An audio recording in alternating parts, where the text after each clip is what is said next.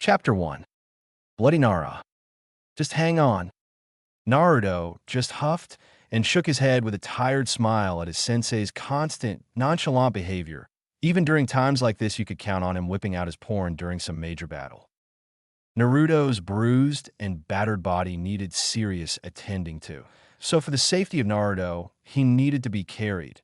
Naruto had his arms around his shoulders while Kakashi held him up. Naruto closed his eyes to let the tiring sensations set in. Fighting pain really pushed his body to the limit, but thankfully the fox's regeneration abilities were kicking in, only to harm him in the end, spending more and more off his precious chakra. As his eyes closed, his other senses heard the murmuring of crowds ahead. Naturally, his mind never processed the thought that the crowds of villagers and shinobi were waiting for him. His thoughts ranged to the many possibilities that would cause the entire populace of Konoha to wait outside the semi-protective tents and huts set up for the now homeless villagers. But when Kakashi carried Naruto over a small hill, even though Kakashi already saw the masses earlier, it was still a sight to see. All Naruto could see over the lush plains was every single villager, cheering and shouts good praises were sent to him. "Welcome back. We believed in you. You're a hero, Naruto. Welcome home." All these shouts of praises burned into his memory. All the faces that once scorned or ignored him, now filled with happiness and excitement at the thought of him returning safe and sound. Children being taught to run away from him, they now cheered his return. "They've all been waiting for your return," Kakashi said, looking at Naruto's facial expressions with worry. Naruto was now facing his dream. Most people don't know how to react. Some react negatively. Kakashi's thoughts travel back to the first time he told him his goals. "My dream." Naruto paused with a look on his face that made Kakashi regret asking, "Is to be greater than the Hokage," he shouted to the skies. "I'll make everyone in the village acknowledge my existence." Naruto's look on his face showed disbelief, as if this was one big, cruel joke. He couldn't believe that he could be loved by the people of his village. Years of silent torment and disregard for his life. Kakashi let Naruto down while watching him closely. "I told them everything," said the smaller version of the boss summons Katsu, surprising Naruto that he didn't notice the small summons on his shoulder. "Naruto," Kakashi paused as he watched the crowds of Konoha run to their new hero. "You've done good," Kakashi said as he patted him on the back briefly, then moved to the side as countless shinobi and citizens surrounded him, hugging and patting him on the back, praising him, and all in a very passionate sense. "Are you hurt? What was he like?" Naruto was still hesitant to all the attention he was receiving. Never before ever did his actions receive credit. When he stopped Gaara, who was there to thank him? When he returned Tsunade, nothing. When he fought and struggled against the forces of Akatsuki, there was no recognition in his achievements. Naruto found himself at one point doubting that his achievements will ever be heard, that all his efforts would be just pushed away into a category of the demon. But of course his failures, his mistakes, his undercomings, they were the news that always reached to the gossips of the village. When he failed in returning Sasuke, he could literally feel the hate being aimed at him. The name-calling increased and somehow worsened. It was as if he pushed the Uchiha away. He was the scapegoat to the deaths during Kyuubi Rampage, and now he was again being unrightfully blamed for the defection of the damn Uchiha. The time Asuma died, killed by an Akatsuki member Haiden, Naruto never hated himself as much as he did then. He considered just ending it all. He wasn't a precious person, but he knew him, and he knew this much. He had a fiancé, he had a child, he had a family, he was loved, and because of him, he died a cold, bloody death. They told him they didn't blame him. They told him it wasn't his fault, but Naruto could see in their eyes the look of what if? What if Naruto didn't even exist? Kurenai wouldn't even look him in the eye. Ino still hasn't talked to him yet, no matter how hard he tried to amend things between them. Shikamaru was smart. He didn't blame it on him. Naruto could see it. He knew of the fox. He knew it wasn't his fault. Whether it was his fault or not, it didn't stop the gossip. Those hateful words spread around, only tarnishing his reputation further. But now his dream of being loved by the people of his village, he was finally being acknowledged. He was now getting the recognition he finally earned for all the years. And yet it seemed foreign to him. The feeling of love surrounding him, the aura of caring was suffocating. He smiled a small smile. Zetsu Venus' flytrap body slowly emerged from the large tree branch, the look of surprise on one face and anger on the other. I never thought pain could be defeated, the white-headed side said. We better tell Toby. Let's go, the other side said as the body slowly encased itself and vanished inside the branches. Shikaka Nara watched with a small smile, seeing the Uzumaki boy being praised and hugged. It wasn't hard to know that his life ambition was to be Hokage and for the recognition of the village. He regularly shouted it across the village when he was younger. Thankfully, he had matured faster than he had expected. Shikaka took this small time to see the differences in the young blonde. He was only 16, yet he saw that he was growing into his father's look. It didn't really take a genius to see who Naruto resembles. He was a close friend with Inoichi and his family, and they were well known for their unique hair color. Blonde was very rare in these parts, and the Yamanaka clan were the only blondes in all of the Land of Fire. So Shikaku spoke this over with the third, and what do you know, Nara intelligence brings him to A. How would you say troublesome S-rank secret? He was getting very powerful if he defeated a man that not only the 5th and several AMBU platoons couldn't overcome, or even Jiraiya of the Sannin. He defeated the current Kazekage when he was even younger. He has killed Akatsuki members. He truly was the strongest of his generation, maybe even more so than the former generations as well. He felt a spike of chakra behind him and saw a masked ANBU appear. What is it? He said in an annoyed tone. Emergency meeting, he said quickly, while Shikaku groaned inwardly. You're to report to the council room immediately. He spoke quickly and firmly. Shikaku sighed already. He said not really prepared, mentally or emotionally. He hasn't even seen his wife yet. He would be worried for his son, but he was a trained and talented shinobi. He would be fine. No matter how long it took for him, the thought of Naruto's progress remained with him throughout the day and through the council meeting. She used Katsuyu to protect the village, Sakura said, pausing, trying her best to hold in the pent-in feelings. And she's been unconscious ever since, she said with worry. I don't know when she will wake up, Sakura finished off, staring at her sensei with emotion. Tsunade, Naruto said, looking at her with concern. Sakura looked up at Naruto. Already he could see that he was blaming himself for Tsunade's condition. Sakura needed to talk to him about this soon.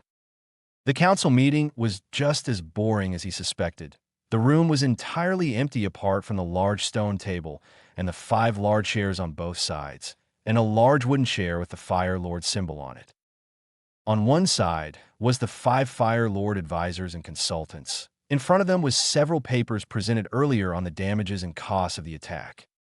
On the other side were the representations of Konoha, the conservative advisors Kohyutatane and Hamura Mitokado, the 2 former teammates of Hiruzen Sarutobi, Shikaka the Jonin commander, and Danzo the head of the Foundation or Root Corps, an AMBU captain only known to everyone in the room except for Danzo as Yamato. At the head of the table was the Fire Daimyo. He was a man around his late 40s. He had an aged and pampered look about his face. His suit was full of ceremonial instruments and his skin was pale and sagging. His face was covered with exotic makeup, and his scent was strong with expensive perfumes. He was a man that was hard to respect for a ninja, who was forced to embrace a Spartan-like living. As Shikaku noticed the tension in the room rise, he brought himself out of his musings to properly listening to the conversation. We plan to continue working with the other countries against the threat posed by Akatsuki, Hamura stated to the Fire Lord consultant. The Fire Lord advisor spoke up. They were all dressed in the same black uniform with the top hat and fire insignia, but all of them looked very different to the other. The young man with glasses spoke with concern. After what happened to the village, he paused looking around at the daimyo. The Land of Fire will put every effort into getting it rebuilt. But first we'll have to come up with a budget. he said, carrying off while looking at the papers below him, looking at the prices and such. And consider the strain on the other countries, he said with a sigh, seeing the workload ahead of him. Danzo really couldn't care any less about budget woes right now. His priorities were set, and he was ready to pounce on his goals. There's something else we should consider first, he said while looking downwards with an evil smirk. Shikako looked at Danzo with suspicion. He never trusted the old war hawk.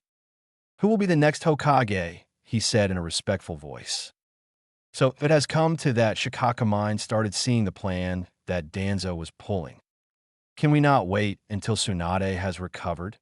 The fire daimyo said with curiosity. He was always a fan of Tsunade's reign. She was kind of fair in her judging, and the economy and ninja population has been slowly picking up since the invasion. My lord Kaoru said, addressing the daimyo, Tsunade is still in a coma. We can't decide on a plan for the village when we don't know when she will wake up, she explained to the daimyo. Besides, she is partially responsible for Konoha's destruction, said Koharu with no disbelief in what she said. I'd thought to choose Jiraiya, the daimyo said aloud to himself.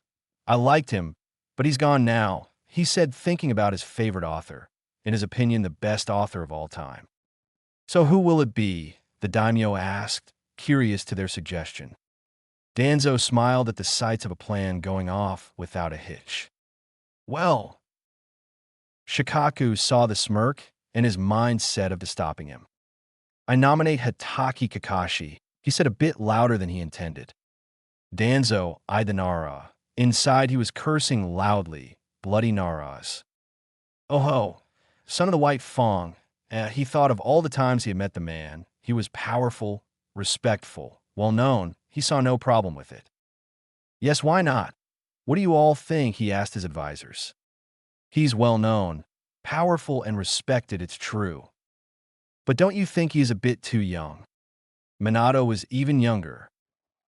Who was his teacher? One of the advisors asked. The fourth Hokage, Hamura, answered immediately, finding the man not that bad of a choice. The daimyo chuckled. Thinking of the connections, the fourth Hokage was Jiraiya's pupil, and Jiraiya was the pupil of the third Hokage. He chuckled again. There's no problem then, he said, trying to carry on to other business. Danzo stood and smacked his cane downwards in anger. The third's teachings, he said as he stared directly at the daimyo, have as good as destroyed this village. The daimyo looked shocked at the revelation. The Fire Lord's advisors looked upset at the disrespect he was showing, but surprisingly Koharu and Hamura seemed interested in what he was saying. Akatsuki leader, who destroyed the village, was once Jiraiya's pupil, he said while looking at everyone present. A satisfied smirk emerged from his face at seeing the silent Nara. This is the result of sympathizing with other countries and giving them power, he said off the bat. He really didn't plan to say this, but seeing the favor lean towards the son of the White Fong, he had enough. That sort of thinking is weak, he shouted. This weakness led to Sand's betrayal and allowed Orochimaru's plan to destroy Konoha. He felt that the daimyo was slowly understanding his side. It led to the formation of Akatsuki, he said, pausing after hearing the daimyo gasp. And to Sasuke, the last remaining Uchiha, leaving Konoha for his own secret purposes, he continued his rant to the Silent Council. What kind of Hokage do we need now? He asked the rhetorical question as his voice grew louder and louder. One who can put an end to this wretched situation, who can bring change to the ninja world and reinforce the laws that govern us. He paused, looking around. He slammed his able hand down on the desk. That man is me, he finished as he stared directly at the daimyo, looking for answers. The room was silent. No one moved as the Fire Lord pondered over what Danzo said. He turned to his advisors. They all conversed between themselves, discussing the consequences and advantages if they chose Danzo. One advisor decided to speak for their decision. Maybe we should let Danzo take care of things, my lord, he said with a frown, obviously against the thought of Danzo being in charge. The Fire Lord pondered and felt that if his advisors approved, then he has no problem with the idea. He was a proven leader, and it was only temporary. The Nara spoke, "We can't let his fanaticism dash. All right, it is decided." In the mind of Nara Shikaku, he felt the cogs of his mind push and pull. If Kakashi was found unacceptable because of his teachings, then whom? A person who was respected and powerful, a person loved by the people and the ninja populace. His mind traveled to Naruto. He was far more powerful than Kakashi, and he was well respected. He had the credentials, but he was too young. At best, he will serve as a distraction for the Nara to come up with some other more qualified shinobi. I nominate Uzumaki Naruto. Unlike last time when he nominated Kakashi, it was taken as a serious notion. After nominating Naruto, he was half sure that most of the people currently here would have laughed if it wasn't for this serious demeanor that he was left with after that very passionate speech from Danzo. A chuckle escaped Hamura. "Please, Nara, explain to us how Naruto would be a better candidate than Danzo here," he said as he gestured to the old war hawk, who was surprisingly quiet after he blurted out Naruto's name. After today, no one would dare speak against the wits of the Nara clan. Shikaku slowly took a deep breath in and exhaled as he readied himself for a lengthy argument that might run on for some time. Uzumaki Naruto, the sixth Hokage, he thought as the idea seemed more and more appealing as his mind. "Well, Shikaku, now that you are done, why don't we dash?" "Excuse me, Hamura," the Fire Lord cut in as he had a puzzled look about his face. "I would like to hear him out. I have heard quite a bit of this Naruto character since I have arrived." He paused as he took the name under consideration. His pause caused for the two advisors to take this as a serious threat to their influence and power in their village. "Fire Lord, I protest. He is far too young." Hamura spoke, trying his best to take this nomination and ruin it as best as he could. The Fire Daimyo intrigued look about his face never left. "A true advisor, but I feel that we are entering a new age where age and power are being less and less related." The Fire Lord spoke in his politically experienced voice. "Look at Itachi, the MBU captain at only. At first memory, 12. 13, he said, unsure at the age he spoke about. And look at how it ended with him. He cracked under the pressure of all the responsibilities and why Danzo stood angered at the daimyo foolishness. He was too immature emotionally. He was overwhelmed by the responsibilities of an ANBU captain, and he acted it out. He had a limited amount of outlets, and the loss of his close friend seemed to be the pushing point Danzo pointed out. And now you're considering giving another young man even more responsibilities than that of an ANBU captain. Ask me, how would that end? In disaster and chaos, he shouted, but the Fire Lord didn't seem fazed. Besides, he isn't as mature or emotionally prepared as the Uchiha prodigy. Please listen to reason. He is a mere genin, Koharu said, backing up the claims of Danzo. Not to mention, he graduated last in his class, Hamura pointed out. A genin to Kage? It's unheard of, Koharu shouted as loud as you could without being disrespectful. In Wind Country, their village Kage was previously a Chunin. Now he is one of the more powerful and successful Kazekages of their small history. He looked at the other members of the meeting and sighed at seeing no progress. So true you three are in your claims. Maybe he isn't prepared, but shouldn't that be assessed by his maturity and not that of others at the same age, he explained. The Fire Lord chuckled. After all this arguing, we haven't even heard Shikaku's reasoning. He chuckled again. Shikaku, he said, staring at him directly with respect, while Shikaku just sighed. Somehow everyone else did the arguing. He just initiated the controversy. Fire Lord, he said, addressing the daimyo. I was told that you are permitted to hear S-rank secrets, he said while holding his hands to his chin. He could see everyone around him was pondering over what he would reveal. Yes, Nara. I am permitted. Unfortunately, my advisors are not, he said as he gestured for them leave. The five left, all in a military-like manner, but some grumbling could be heard. Continue, he said as Shikaku stood, all in a respectful manner. Naruto Uzumaki is a genin true, but, he said as he looked at the advisors, what Hamura and Koharu forgot to mention is that he was on the verge of graduating on his rookie year alone, he said in his aloof voice that could be considered a Nara accent. He graduated last of his class, true, But in the Chunin exams, he defeated the now special Jonin and Hyuga genius and the current Kazakage Gaara during the invasion. He said, pausing for the Fire Lord to take all this in. We also looked over the plans of Orochimaru. Apparently Gaara was there, trump card if you will, and Naruto single-handedly defeated him. He said, hoping to prove some sort of connection. He faced Orochimaru and Kabuto, a very skilled high Jonin, and defeated him with a technique that was ranked high A. He also just recently defeated the one man who destroyed this great village with a one jutsu, a man who not even Jiraiya or Tsunade could defeat, a man who led a terrorist group of the most powerful nuke nines ever. And most importantly, he shows compassion and caring for every living person, he said with a nod. A ninja that shows mercy. Ha! Who could follow a man that wouldn't kill for his country? Danzo said with a chuckle. The Fire Lord spoke up. That is true. A shinobi that opposes killing. If they live, how do we know we are not simply stopping someone who would try and kill me or you in the future? The Fire Lord explained. Shikaku say the reason in this, but the years with his child had shown in Naruto's finer points. My son Shikamaru said he felt death and evil when he was around the younger, current Kazakage Gaara. He said he felt he would kill him if he just said the wrong word. He paused. Naruto had the chance to kill him.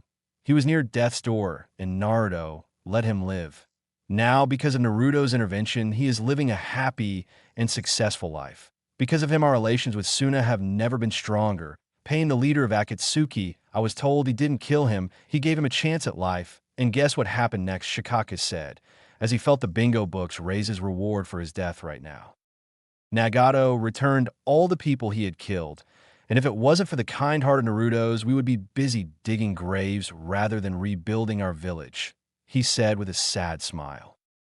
Naruto has made relations better with many of the smaller villages. Bird, wave, snow, waterfall, I could go on, but my point being made is that he gives Konoha friends and allies.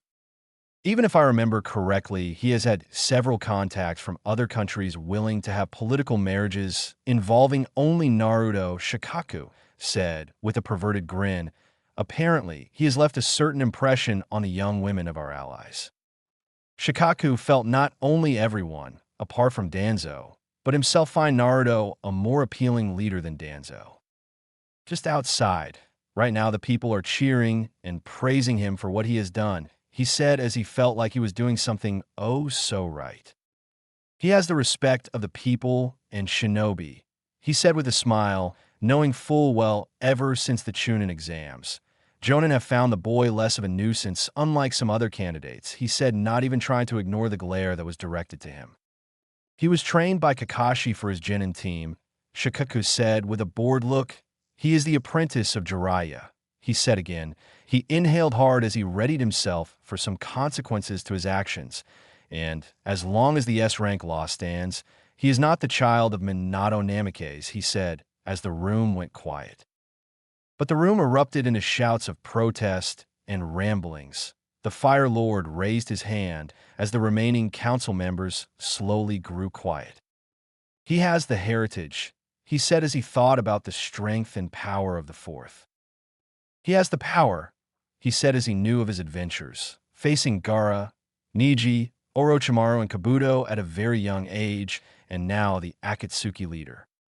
He has the respect of the villagers and the shinobi of Konoha, he said as he watched the far window, seeing the masses cheer for him so loudly. He had never seen them celebrate so happily even during the fourth Hokage's introduction party. Danzo saw the look in his eyes. He saw that Shikaku was convincing this idiotic daimyo. He stood with no care of respect. He has been taught the same teachings that have made the village how it is today, he said, pointing out the damages. The teachings of the first was taught and embraced by the second. He in turn taught it to the third, said Shikaku. The third taught Jiraiya and Tsunade the fifth. Each of them embraced the teachings. Jiraiya taught not just the fourth, but his son as well, Shikaku explained as he watched the Fire Lord nod his head, knowing the connections. Danzo presents change, Shikaku said, glaring at the War Hawk.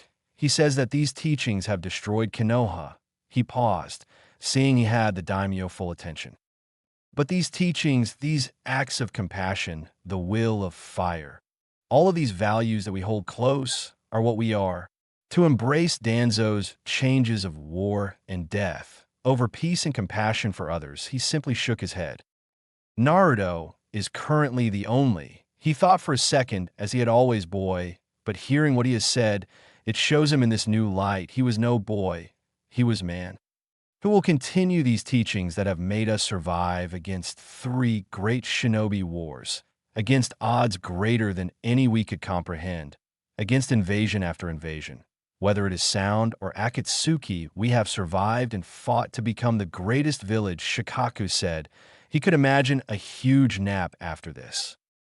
Naruto Uzumaki has earned this title more than any one of us, let alone this old war hawk, Shikaku said, pointing disrespectfully at Danzo. IF. The Fire Lord raised his hand. Shikaku breathed in deeply as the daimyo rose from his seat. You have proven your case, Shikaku, he said with a semi-smile. Ambu-san, how do you feel taking orders from Naruto? He asked politely. He always hated those masked fellows, very creepy vibe, just knowing that they could kill you at a moment's notice. Sure, the Jonin could do so just as easily, but the look they had about them didn't scream it out as much as a Jonin jacket. I have previously worked with Naruto through several missions as his commander, he said as he coughed slightly. Pausing for effect, Naruto, as an individual, is clumsy, loud, unorthodox. He acts before thinking. He's brash, straight to the point, and stubborn. Danzo smiled at the man. I would have to say if Tsunade was here, she too would recommend Naruto for the position as the 6th Hokage, he said as Danzo for the 20th time stood up in anger. Protest? I have had enough of this disrespect. You will sit when you address me, Danzo, the daimyo said with a newfound emotion of annoyance spoken through his voice.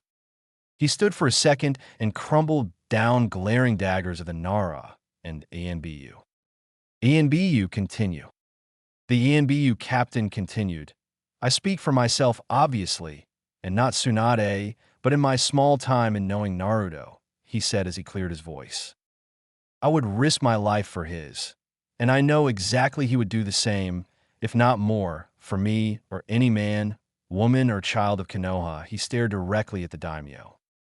To me, sir, nothing makes him more fit to be a Hokage. He said as he chuckled, slightly remembering the first time he met him. The will of fire. It was silent. I have heard enough, the Fire Lord spoke. He rose from his seat, closing his fan, so it is decided. Danzo closed his eyes, seeing his dreams taken away from him because of some Nara and Anbu. The Fire Lord appoint Naruto Uzumaki as the Rokudame Hokage, he said clearly.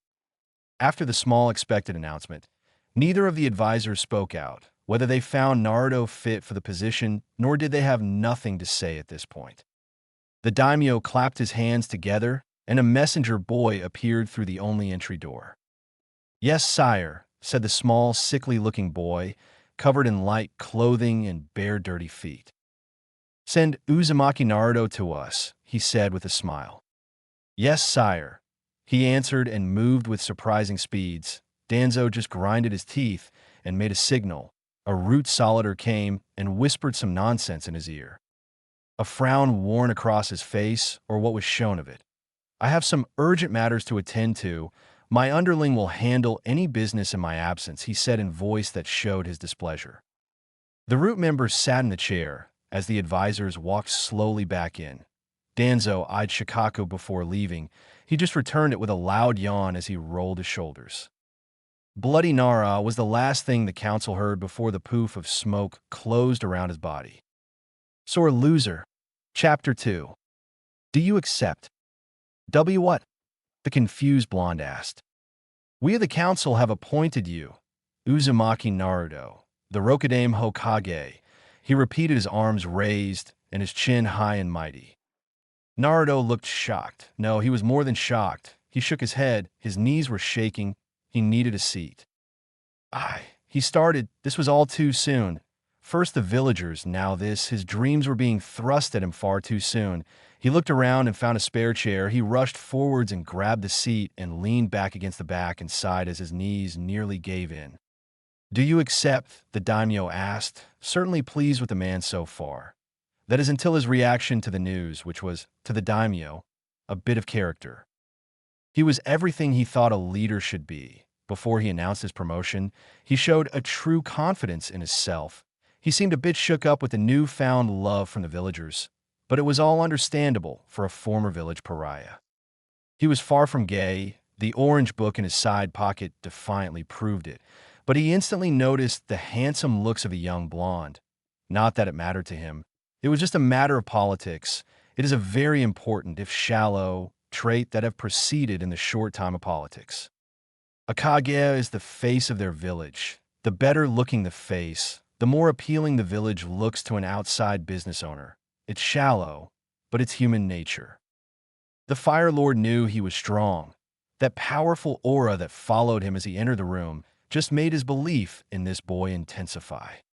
He looked at the boy worriedly. He really was beginning to see the upsides of this boy. If he refused, he might be forced into a corner with the issue and appoint the now less appealing Danzo. Well, he continued as the boy was still in shock. It was too soon. What about Sasuke? What about Tsunade? What about his promise? Why me? He managed to say, still in hard shock. The Fire Lord smiled kindly. He was young. We all wondered at first ourselves. He laughed a hearty laugh. But fortunately Shikaka here, he said, pointing at the scarred Nara, who saluted at the eventual leader. He nominated you, and well, that led to a very passionate response from Danzo, he said with a smile. He saw that Naruto still was unconvinced. He sighed in frustration.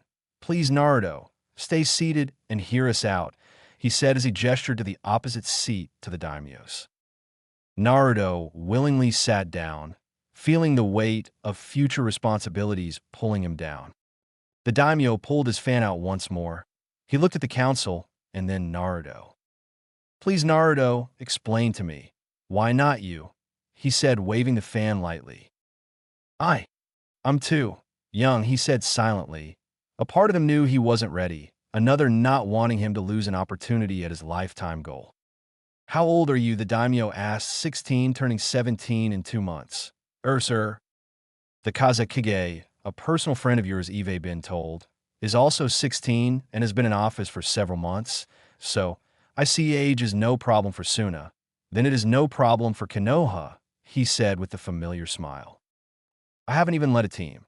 How could I even lead an entire village? Naruto asked, convinced that age couldn't be used as an excuse with these people. What proof does a man need to know how he can or can't lead? Does he need an array of battle scars or a record of battles and wars won? Does he need a shiny medal for a single act of good luck? He paused slightly. A leader, to me, needs to care for his fellow man. He needs to know sacrifice and loss. To me, everything else will follow. He saw the resolve slowly leave the boy. I just don't know. It's too much. What if I mess up? Naruto said, never truly understanding the ramifications of being a leader in Kage until now. You are a strong young shinobi. You have defeated countless enemies against amazing odds.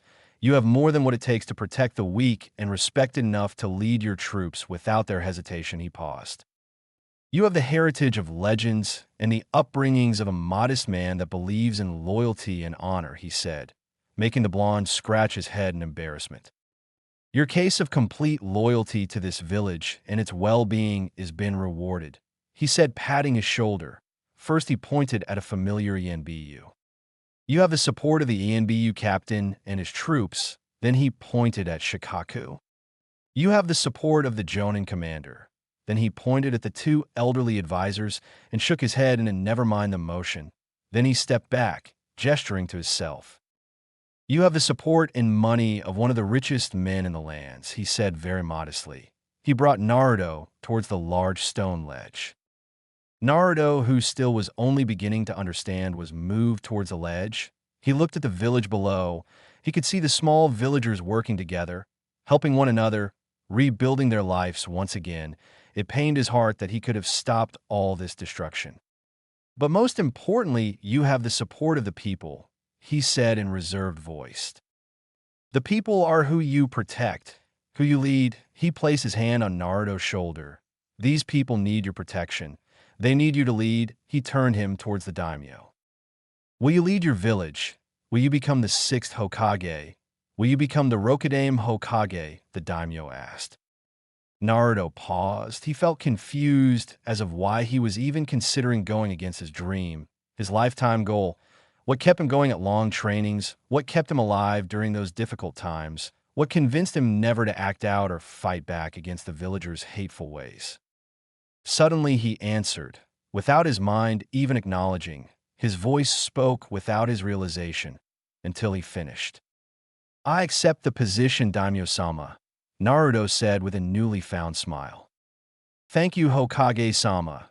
Your position will be announced in 2 days," he replied, happy with the results of his pushy attitude. "Can I just ask one thing, sir?" he said, feeling an issue needed to be attended to after all these events. "Sure, what is?" he asked. Naruto entered the Hokage's office, just saying it seemed strange and unusual. He looked at the large chair and desk. He was surprised seeing the dark oak and ceremonial designs carved into the desk that were usually covered with loose business paperwork. He sat on the worn chair and instantly heard a knock to the door. "Ah, come in," he said, not sure of how to welcome someone. Shizen entered and walked towards him. "So how are you feeling?" she said softly. "Overwhelmed," he said simply. He looked around the room. 6 framed paintings, each of the Hokages in some sort of dramatic pose, and a single painting of the village. There was 2 spare seats and a couch in the corner, a large lamp in the other corner. He looked closer at each painting. The first Hokage had his arms crossed with a scary look about his face, and trees emerging from the ground upwards. The second Hokage held his hands together in a kai form with water rushing around in a dramatic fashion, and the ocean and sunset in the background. The third Hokage held his staff bow in one hand and a kunai in the other, wind blasting to one direction. The fourth had the Rasengan held in his hand, his legendary 3-pronged kunai in the other, with his yellow flash following his body, and his feet were planted on a red bumpy surface that was most likely the boss summons of the toads. "And how is the old lady?" he asked softly. He said as he looked at the fifth picture, Tsunade missing her green jacket, wielding 2 chakra scalpels. He smiled at the look of seriousness about her face. He wondered what his painting would look like. "Unfortunately, she hasn't gotten any better. Only time will tell right now," she said, staring outside the room's single window. Shizen caught his attention. "Well, right now you will just have to deal, unfortunately." She sighed at the difficult times ahead. "You have an important meeting with a team from Kyomo in half an hour, so be on your best behavior." Naruto just huffed and nodded. Shizen backed away before remembering something. "Hokage-sama, I almost forgot," she said as she left the office for a second and brought out the Hokage's hat and robe. "You need to wear this in the presence of foreign neens," she said as she threw the clothing to him. Naruto just caught the clothing effortlessly and looked at it suspiciously. "Don't worry, it's new clothes, not used by any of the other Hokage," she said with a sweat drop. She closed the door as she left Naruto to his business. He sighed as he put the Hokage hat on, and then the robes. He felt the orange jacket and Hokage robes cling together uncomfortably. He sighed, took off both, and replaced the orange jacket with the Hokage robe. He didn't button it. He really didn't feel like doing too much with the suit. He still had his black muscle shirt underneath, and his necklace that he treasured greatly, even more so now. He looked in a mirror and didn't think he looked too bad. Not bad at all. The hat pushed his headband down, so he wrapped it around his right bicep, letting his hair down. He looked at the desk and saw the closed compartments. He opened the first 3, full with empty sake bottles, of course. The fourth held several files, each under the different hidden village and secret folders on the few S-rank missions that it classified, written all over it. Naruto was curious and went through a few. The first one he grabbed, Suna. It was fairly loaded with papers filled with their shinobi information and economic reviews and alliance papers. He looked closer at the alliance papers, just out of mere curiosity, and saw a letter written out by Gaara, with the heading Political Marriage. His eyes squinted at the prospect of a political marriage, a person being forced to breed with another, sometimes without the other's consent, a life decision to be forced to love a stranger or deny and live a life of exclusion and political hate. Naruto really hated the idea of forced love. He lived a life of lonely nights. The thought that he or anybody would be used in some sort of political cementation of alliances. He wondered and thought that if he could make a law against political marriages, he smiled as he now had the power to overrule and make laws for the better of his village. The prospect excited him. He was a little curious of who was being offered on both sides, but before he could read it, Shizune entered with a huff. Shizune entered with a bow. Naruto sneered at this. Kakashi is here, she said. Ah, let him in, he said with uncertain voice, one that didn't know how the process went. Kakashi entered in his aloof manner, with Shizune following in tow, his orange book held out and his single eye reading the lines, as Shizune placed a pile of paperwork on his desk.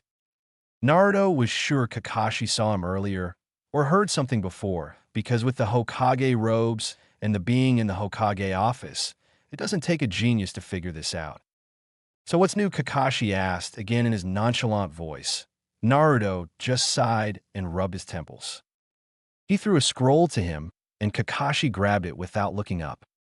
This is a very important mission that Shizune has set up in the absence of the Hokage, he said, gesturing to the woman at his side.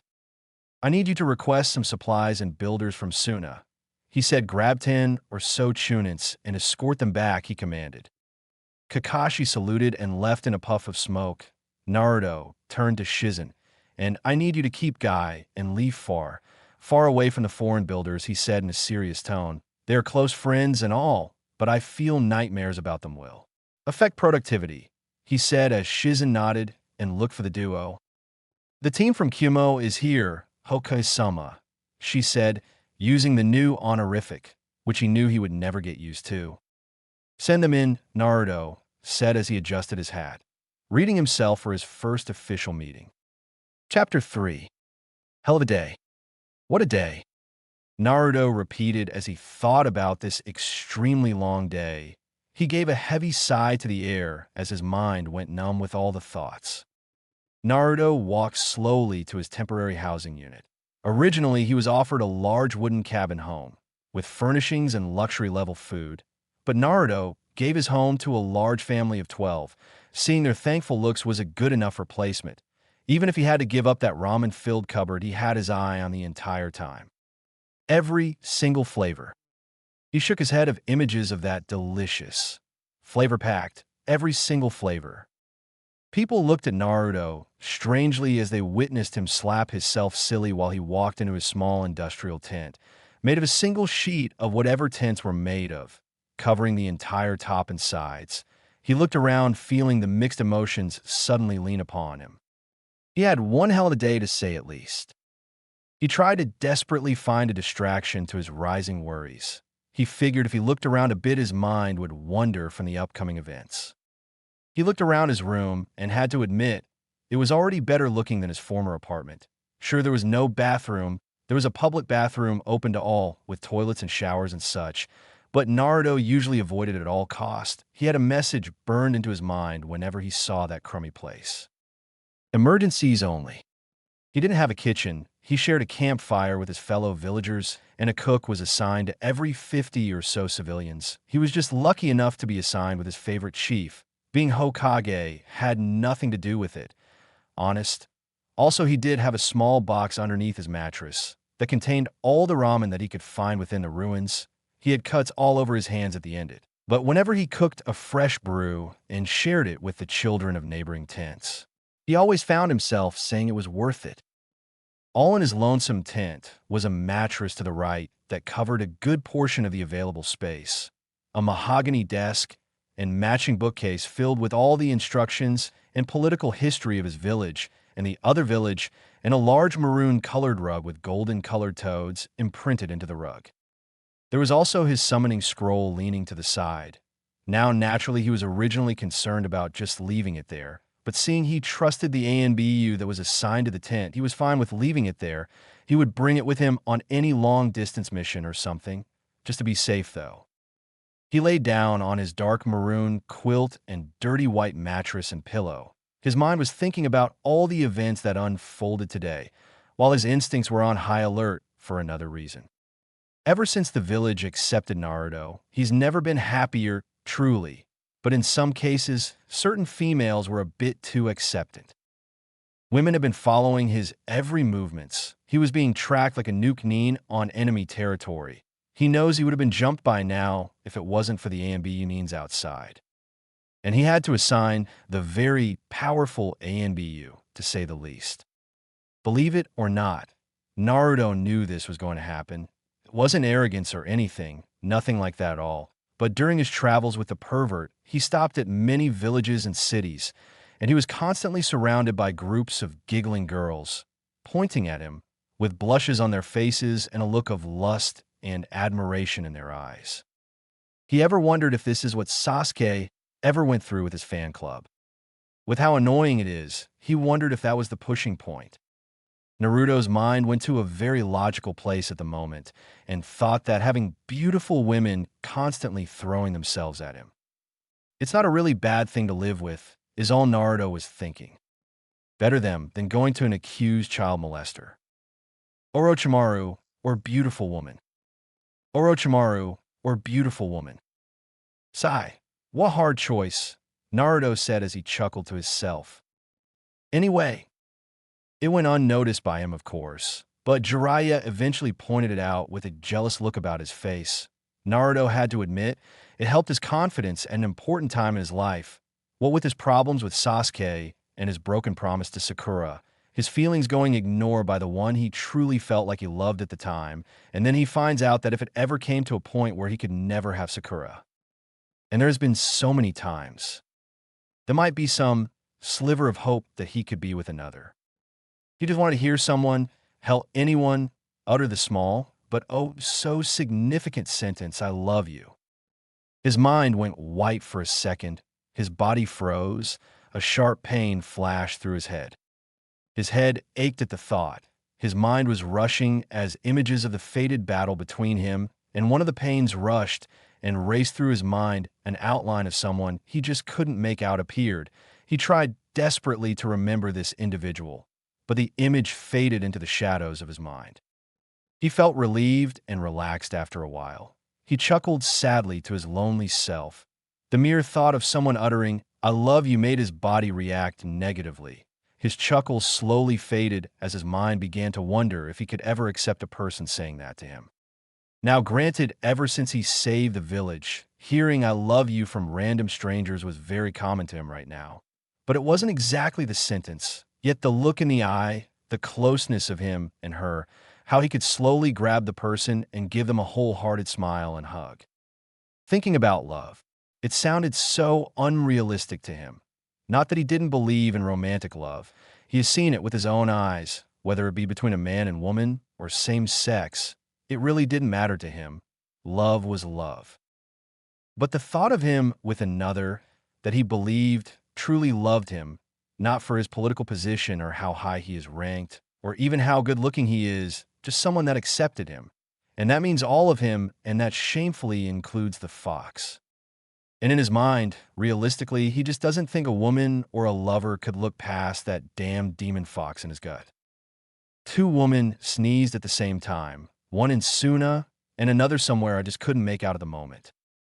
He sighed as he looked around. His sight traveled to another corner in his tent, seeing a pile of gifts in the other corner from several of the ninja clans, but mostly from merchant and land-rich families looking to get on the better side of the leader of their village. Naruto just looked at it with a frown. He remembered most of those family names. They were usually the worst, not just ignoring, but making fun of his existence, pointing and spreading rumors, calling him names, everything. And now that he was the commander-in-chief, they were trying to win back some favor. Simply disgusting. He went to his feet with a grunt and made his way to the tent exit. He opened the loose fabric and took in a sight that he truly loved. Naruto could see the hills and rivers, covered with various different colored trees and raging rivers in the distance. But what really made the view was the several tents surrounding a single large campfire, with villagers helping one another, buildings being erected in the distance, and the elderly and young talking with that special language that was held between grandchildren and grandparents. Naruto sat on a small wooden chair that he placed next to his tent, just for this beautiful sight. As Naruto breathed in a deep breath of fresh air, he couldn't help but notice the change in his demeanor. He felt more reserved during times where he would have blown up and learnt when to embrace quiet times like this. Although with all the improvements to his personality, he was constantly stressed at the same time. The stress and pressures the position held were far from Naruto's young imagination. His father, the third, Granny Tsunade, and he was sure the first and second Hokage were all plagued by the curse of paperwork, and they regularly announced their displeasure to whomever cared to listen. Originally, Naruto felt that they were just lazy and were overreacting to the large amounts of paperwork, but after experiencing just several days of 8-hour shifts, granted with all the destruction and chaos, he may get a few more than average, but he was already starting to feel the stress after just a few days is a bit concerning. And without the thrill of a possible S-ranked mission looming, and combine that with the knowledge that you can't leave, and that the most powerful ninja within the village is being used as a simple political figure, signing papers and kissing babies, where he could be out training, becoming stronger to protect his village. He sighed. It was a flawed system. Naruto pulled his Konoha headband off and placed it on his lap as he stared at the symbol of the Leaf Village. As he stared, he couldn't help but feel his ambition disappear. He felt that his sole goal in life was to become accepted by the people of the village, and with his achievement in hand, and his Hokage position being handed or forced, some would say to him. Naruto would wonder what a young 6-year-old Naruto would have done in his situation. Most likely embrace it and berate him for being how he was being. Sigh. And the position of Hokage was, to Naruto, a position that demanded acceptance, respect, and love, something that as a child he wanted the most and would do anything for it, whether it was stealing the Hokage scroll in the middle of the night, whether it was a Hyuga genius saying he could never achieve his goals, and that life was destiny's bitch. All the blockades that stood between him and his current position as leader of the Leaf Village made him who he is. The most stubborn, knuckle-headed, unpredictable ninja of Konoha. Hell of all the shinobi lands. And now seeing himself as a more reserved man, who has no goal, who lost his ambition, lost his fire, well, it made him sad. He thought that once he was handed the Hokage's hat, and as the masses clapped and cheered in the distance, the curtains would close, or he would walk into the sunlight as it happens in all of those great, heroic stories. But with this newfound reality pushed upon him, he realized something else is going to be needed from him, whether it be a goal or ambition that seemed out of this world to anyone, even a Hokage. Naruto continued thinking. With all the available resources, he could do anything. Anything. The thought lingered deep within the depths of his mind.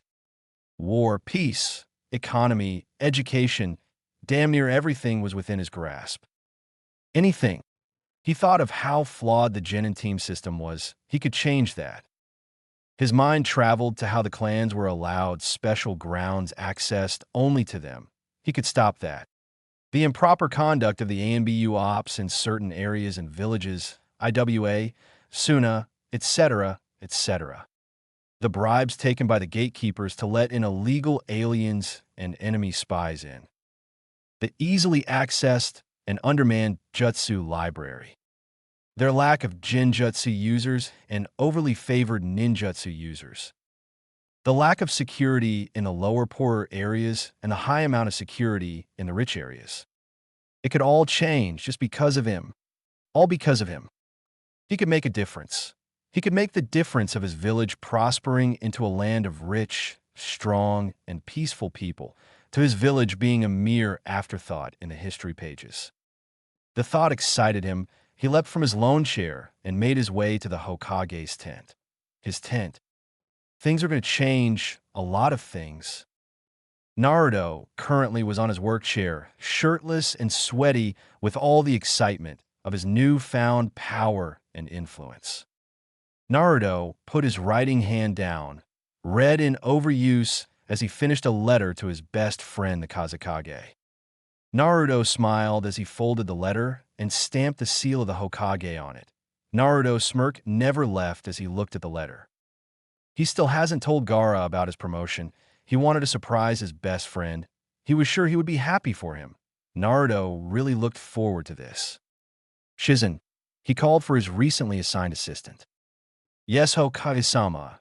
She said, her face a little flushed at the sight of a shirtless Hokage. I need you to get this to the Kazekage as soon as possible, he said with a smile, seeing the red-faced Shizen. Is it time? Naruto said with a serious voice. In 10 minutes, the ceremony will begin, and you will begin your announcement to the village, Shizen said with a lustful eye. Also, I need you to get me Kakashi, he said, grabbing another piece of paper and handing it to his assistant. Shizen's eyes were transfixed on the body of Naruto's, the muscles and rippling biceps, the hardened muscles covering every inch of his stone-sculpted body, small scars in places that seemed to enhance his rugged looks. The small layer of sweat covering his body and the candle in the background seemed to make him look like a god. Shizen, Shizen, Naruto repeated as he waved his hand over her face, trying to get her attention. Ah yes, Hokage-sama, she said, looking shyly away from him as his body was so close to hers. Can you do that for me? Naruto asked innocently to his sister figure. You can do anything to M. I mean, yes, Naruto-kun. Hokage-sama, she said as she left in a hurry to finish her tasks, while a small amount of blood leaking out of her left nostril. But before she could leave, Naruto grabbed her arm. She looked at the sad face of Naruto and wondered what was happening. I am sorry, he said, hugging her. Shizen closed her eyes as the warmth spread around her. I just want to thank you for stopping me during the Kumo meeting. He paused. Things got a bit out of hand. I just want to thank you, he said, still holding her close. Shizen closed her eyes as the warmth seemed to overload her senses. Her mind went numb as he held her close. Thank you. The village hidden in the rocks. Show them what you got. Akazuchi, Kurizuchi, please take good care of Tsuchikage-sama, one of the elders called out. The shortest and oldest man in all of IWA, and quiet possibly all of the shinobi lands, held his hip in pain as he readied himself mentally for a long and most definitely painful trip. Ah, it's a pain going to a meeting at my age, the man said, leaning against his old trusty staff. You youngsters don't understand what it's like when your hips are virtual time bombs, yelled to his followers as he looked out at his lance. The female bodyguard, named Kurizuchi, currently wearing the standard uniform of IWA Jonin, replied, with netting covering her legs and a cocky look about her face. Why don't retire you then, Gramps? You can't really rely on your former glory forever, she said, laughing at the look her superior gave her. The biggest of the three, a very large and hefty man named Akazuchi, with a smile, leaned down while laughing. Ah, I'll take your luggage, Tsuchikage-sama, the big man said with a smile. The old man glared out at the mountain of a man and made a threatening stance, which to an average viewer seemed very hilarious. An old man that reached to the bottom of his knees, pointing at a man whose forehead reached some clouds, was very funny. Don't touch, Akazuchi. I don't need your help.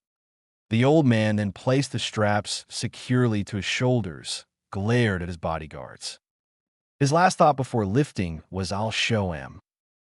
A loud groin-holding, heart-stopping, hair-raising snap, to the point where Kurizuchi had to flinch at the sound, that Tsuchikage's eyes popped out as his mouth opened to record proportions. It all went white before. A sharp flash of pain rushed through his body. It didn't seem that bad until a second passed, then another and another in. Holy sweet Kami, a Kage can only go through so much. He has faced bloody limitless enemies. He has gone through hours and hours of torture. Yet these damn hips. Oh, my hips, the old man screaming to the heavens in agony, his body clenched inwards as the unpleasant feeling never left his elderly body. Every single muscle screamed at him to put the damn bag down. The only thing keeping him upright was the shock and IWA pride that he was famous for. Kurizuchi, with a huge smile, Laughing at the old man's condition, she looked at the pain-filled man, said, "So, what do you say? Should you send someone else in your place?" The old Kage managed to say in the middle of feminine screams, "Don't be ridiculous. Who do you think I am?" He pointed an accusing at his disrespectful bodyguard. He screamed to the clouds, "I'm the great and fearsome leader of a Wagakure." He looked dead in the eyes of Akazuchi. "They'll carry my own language," he said, threatening the giant man with his manners and stuff. Korazuchi sighed and pinched the bridge of her nose. Good grief, what a stubborn old man. Akazuchi decided against the will of his commander. He then lifted the old man and his luggage and said with a huff, "All right, carry your own luggage then. Let's go." The old Kage wanted to fight back, but the soft fat of Akazuchi meshed well with his lower back. He never felt better. He decided, what the hell, and enjoyed the ride. The village hidden in the water. "Now take good care of yourself," the head jonin said as he looked at the Mizukage's bodyguards. The elderly advisor then slowly handed the hat of the Mizukage to the newly assigned wearer, happy to see a young face smile at his old and weary face, full of wisdom and age. The elderly man's hand wavering and shook due to his age, while the others watched with a smile. "Don't let anything go wrong," the old man whispered as he leaned in deeply to his ceremonial snake staff. The Mizukage replied, holding the hat on her hand, and said, "I swear on my name as Mizukage that I will fulfill my duty to my village," she said in her elegant and soft voice, a voice that just didn't seem to suit that of killer, such as herself. The old man slowly turned and shook less as he then turned to her escorts. "Ayo, Chujiro, please guard Mizukage Dano." "Well, I think I'll be fine. Probably," said the boy, holding a very large sword the shape of a dried fish on his back. Adjusting his glasses as sweat poured down slowly his neck, not being used to all this attention, the elder replied slowly. "Have faith in yourself. You are strong," he said with a grandfather-like smile. "That why you were chosen to guard me. Okay, Chujiro." The Mizukage looked down at the nervous boy and smiled. Chujiro blushed like a tomato and nodded with a smile. Chujiro thought with a blush, "She's so kind." I'll try my best," he said with his blush still predominate on his face. "I hope," he finished. "All you need to say is, 'Yes, ma'am, no one wants to hear your waffling,'" Ao said quite rudely to the younger of the two. "A man. You kids these days. Just be a man." Ao ranted on, but the Mizukage went blank as those two words seemed to mix. What did he say? A man. A man. Need a man. Need a man. The Mizukage suddenly appeared beside Ao, who was still telling Chujiro off. "I'm just giving the kid advice when I was his age. Shut up, Ao, or I'll kill you." The Mizukage whispered into his ear with enough venom laced in her voice to kill any lesser man. Ao just looked at the Mizukage as if she was crazy. She was crazy? He wasn't going to harsh on the boy, was he? Is that why she threatened him? Why was it she threatened him whenever he talks to Chujiro? "Come on, Chujiro," she said sweetly. "Oh, let's go," she said harshly at the man who thinks it's funny that she needs a man. Oh, but how it is true, it was seeing the skies above. Would there ever be one for her? Would there ever be a happy ending for a woman in the position of power? If only there was some handsome, powerful Nin out there that can challenge her. If only. The village hidden in the clouds. "Sure, Darui, let's go," said the Rakage, readied himself, and jumped through the glass-stained window in a dramatic fashion. "Follow me," the impatient Rakage yelled as he expected his bodyguards to follow in suit. The Rakage secretary held her head as she sighed, "Not again."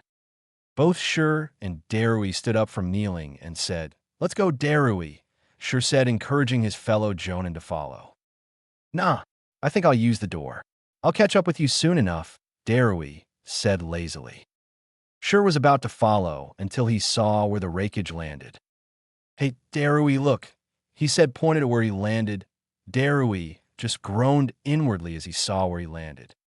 Darui handed Sure a purse of gold coins, who Sure just pocketed immediately.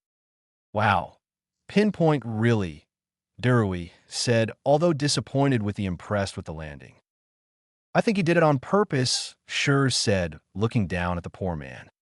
No sane man would do that on female, Yin unite, Durui said with a sad voice.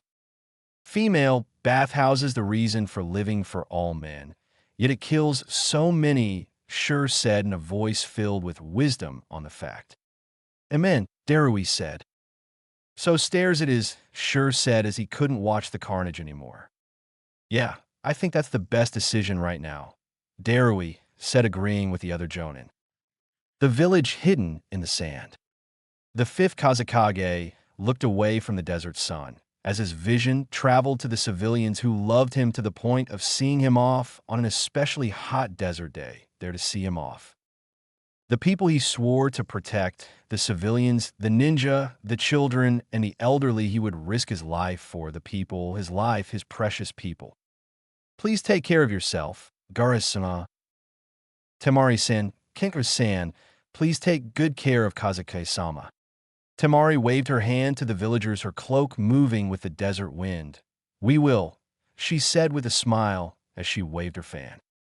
Kankuro, however, rolling his eyes and said, not like he needs bodyguards anyway, upset he had to leave, he'd rather stay home and work on his new creation.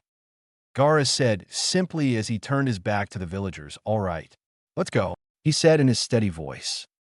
Kankuro was about to say something, but a shadow and a flash caught the Sand siblings' attention. Yes, Ambian, Gaara said as in Konoha Anbu approached him. He was strong enough to take on this Anbu, and he didn't feel any negative or aggressive auras from the man, so they wouldn't do anything brash. I have a message from the Hokage, the Anbu said in a soft voice, bowing as he handed the Kazakage his scroll. Gaara read the scroll carefully. He reread it just to be sure of what Konoha was asking. What is it about, Gaara? Temari asked, curious about the message. We are to meet and travel with the Hokage, Gaara said as his eyes were fixated on the handwriting. It seemed familiar. Why? Kankuro asked, confused as of why Leaf would make such a request. Seems to me a sort of symbol of our new alliance, Temari said aloud. More to herself than to the others present, to show our unity with each Leaf, Temari thought with her highly intelligent political science remark. When in reality, it was Naruto wanting to pull a prank on Gaara. Sound about right, Kankuro said, thinking that it was the right time to sound like he knew what was being said around him, when he really didn't have a clue. Yeah. Kankuro, Temari said, seeing through the little game her younger brother was playing. Enough now. Ambu-san, you may leave, he said as the Nin nodded, bowed, and left for home. Off to the summit. The Mizukage ran with the wind as she followed Chujiro and Ao tailing her. As the time passed, she couldn't help but feel the loss of warmth at her side. The lonely feeling that she knew her home would be empty when she returned. The thought that always stayed with her was that she, in fact, needed a man. She was an old-fashioned type when it came to her men. She wanted a man that was powerful, a man that would protect her, and with her being a Kaga-level Nin, that already gave her slim pickings. She would want a man that had that rugged look about his face, not some fancy high-nosed spoiled daimyo, but a war hero, a man with a few scars, a man that was tough and knew when to take over, that knew when to tell her off and call her a slew. Her mind was racing, her body was heating and getting damp, sweat was forming in more than one place. She prayed that her bodyguard were concentrating on the surroundings and not herself. She heard Ao say something. Not being in the mood, she immediately cut him off. Say any more, and I'll kill you, she said in a horny and angry mood. Ao just stopped in his tracks. He was just saying what lovely weather it was, and she cut him off with another death threat. Geez, what did he do? He thought, scratching his head in confusion. Chujiro was as equally confused. Trying to lighten up the mood, he said the first thing that came to his mind. Now summit, here we come, he said as everyone else sweat dropped. Faster, Akazuchi, faster, the old Kage yelled as he rode his bodyguard like a betting horse. We are nearly there, Akazuchi said in a serious voice. I can't make it. Stop, the old Kage said in an injured voice. His old eyes saw a green bush to the side. He rushed as fast as a Kage could run. He turned a corner for privacy and let nature run its course. Akazuchi looked at the smaller Jonin. You had to feed him some of that ramen crap, didn't you? He said, shaking his head disapprovingly. I didn't know it would do that, Kurizuchi said, trying to hold back a small laughing fit. He's an old man. You know, he would have been crowning by the time we were too far from any of the public toilets, Akazuchi said. The sound of 10-kilogram heavy mud landing against the ground came their ears, then a pained voice screaming to the heavens. My hips, the Kage screamed. Are you ready, Naruto-kun? Shizune said, seeing the Hokage in full uniform. Wait a sec, Shizune said, pulling down the Hokage hat's veil. Let's make it a big surprise for everyone, she said with a small chuckle. I'm ready, Naruto said as the doors opened, hearing the full blast of the masses below, ready to celebrate a new part of their village, a new part of their history. Chapter 4. Finally, the morning clouds parted as the rising sun emerged. Citizens and shinobi, merchants and famers, the young and elderly all gathered together for the ceremonial Hokage announcement. Every citizen was waiting for their new leader impatiently, all at a single spot, a truly amazing sight for any and all to see. Gai-sensei. Lee. Gai-sensei. Lee. Ha!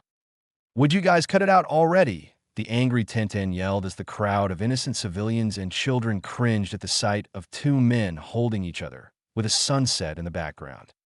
The crowd gave a small, thankful applause to the savior of the moment, and then went about their business. Tintin blushed at the attention, and as it soon faded, she shot a deadly glare at the green beast duo as she continued to ran off her early morning fumes. You two can have your borderline homosexual moments at some other time, she said, talking over their responses filled with comments, we're not gay and such. Right now, we and every single citizen and ninja of Konoha is here. Can you two behave without me being reminded of your spandex, steroid-enhanced eyebrow ways, she said in a way a mother disciplines her child. But, no buts, she said, cutting off Lee before he could even start. Be quiet, be still, and no hugging, she said, finishing it off with an unsheathed kunai being unleashed. Niji just watched with a smirk as the top taijutsu shinobi get talked down to like mere children, who knew she had that sort of temper. Hush now, I believe the ceremonial induction is beginning, Niji said, trying to calm his rather dysfunctional team down. The other three quieted down as more and more civilians and shinobi gathered to the small cliff. The mind of a shadow genius slowly and strategically thought about what his father told him in secret of one of his close friends, Naruto Uzumaki, was being appointed temporary Hokage and if voted the actual 6th Hokage. Naruto Uzumaki, Rokudaime Hokage, has a nice spin to it. Shikamaru smiled happily as he thought of what joy Naruto was going through. To have his dreams so suddenly and so quickly, he and Gaara were probably the youngest Kages of all time. He remembered the times his fellow classmates mocked Naruto for still being a genin, and now he made the spring to the most powerful position in all of Konoha. Unfortunately, his strategic mind couldn't help but go over the negatives and the downs in his personality, the hows or ifs in the conversation of Naruto. He was a very, very troublesome man. He sighed as his gaze was caught and fixated at the lone cloud in the shady sky. He was a very, very, very troublesome man. Sigh, and now he was his leader. Damn. But a troublesome man or not, Shikamaru would risk his life for the blonde. He had done so much in return for his own safety and the safety for his loved ones. It would be enough for Shikamaru to do. As he thought more on the subject, an irritated Yamanaka looked at a silent Nara, deciding to have a little fun while the rest of the late sleepers joined for the ceremony. She gave a little finger jab to the temple. Why are you so quiet, Shika? Ino said as she poked the lazy shadow manipulator. Oh, nothing. He trailed off as his gaze followed the few morning clouds that so easily attracted his attention. Ino growled at the small attention span of the so-called genius. Seriously, what would it take for him to pay attention, for goodness sake? While all this commotion was accruing, Chuji munched happily on his brand new barbecue potato chips, while he watched Ino talk down Shika as he tried his best to ignore her. While that would be hard for any normal human, he has years of experience from ignoring a far more annoying mother than this weaker version of his mom. Shika, she said as she poked him in the temple. Poke Shika. Poke Shika. Poke Shika. Chuji just sat back and laughed at the Shikamaru's expression changing to different shades of anger, annoyed all the way to murderous. Before the next poke could stab him in the temple, Chuji finally put a halt to the little show they were playing. He could see the flag rising and several people emerging from the tents.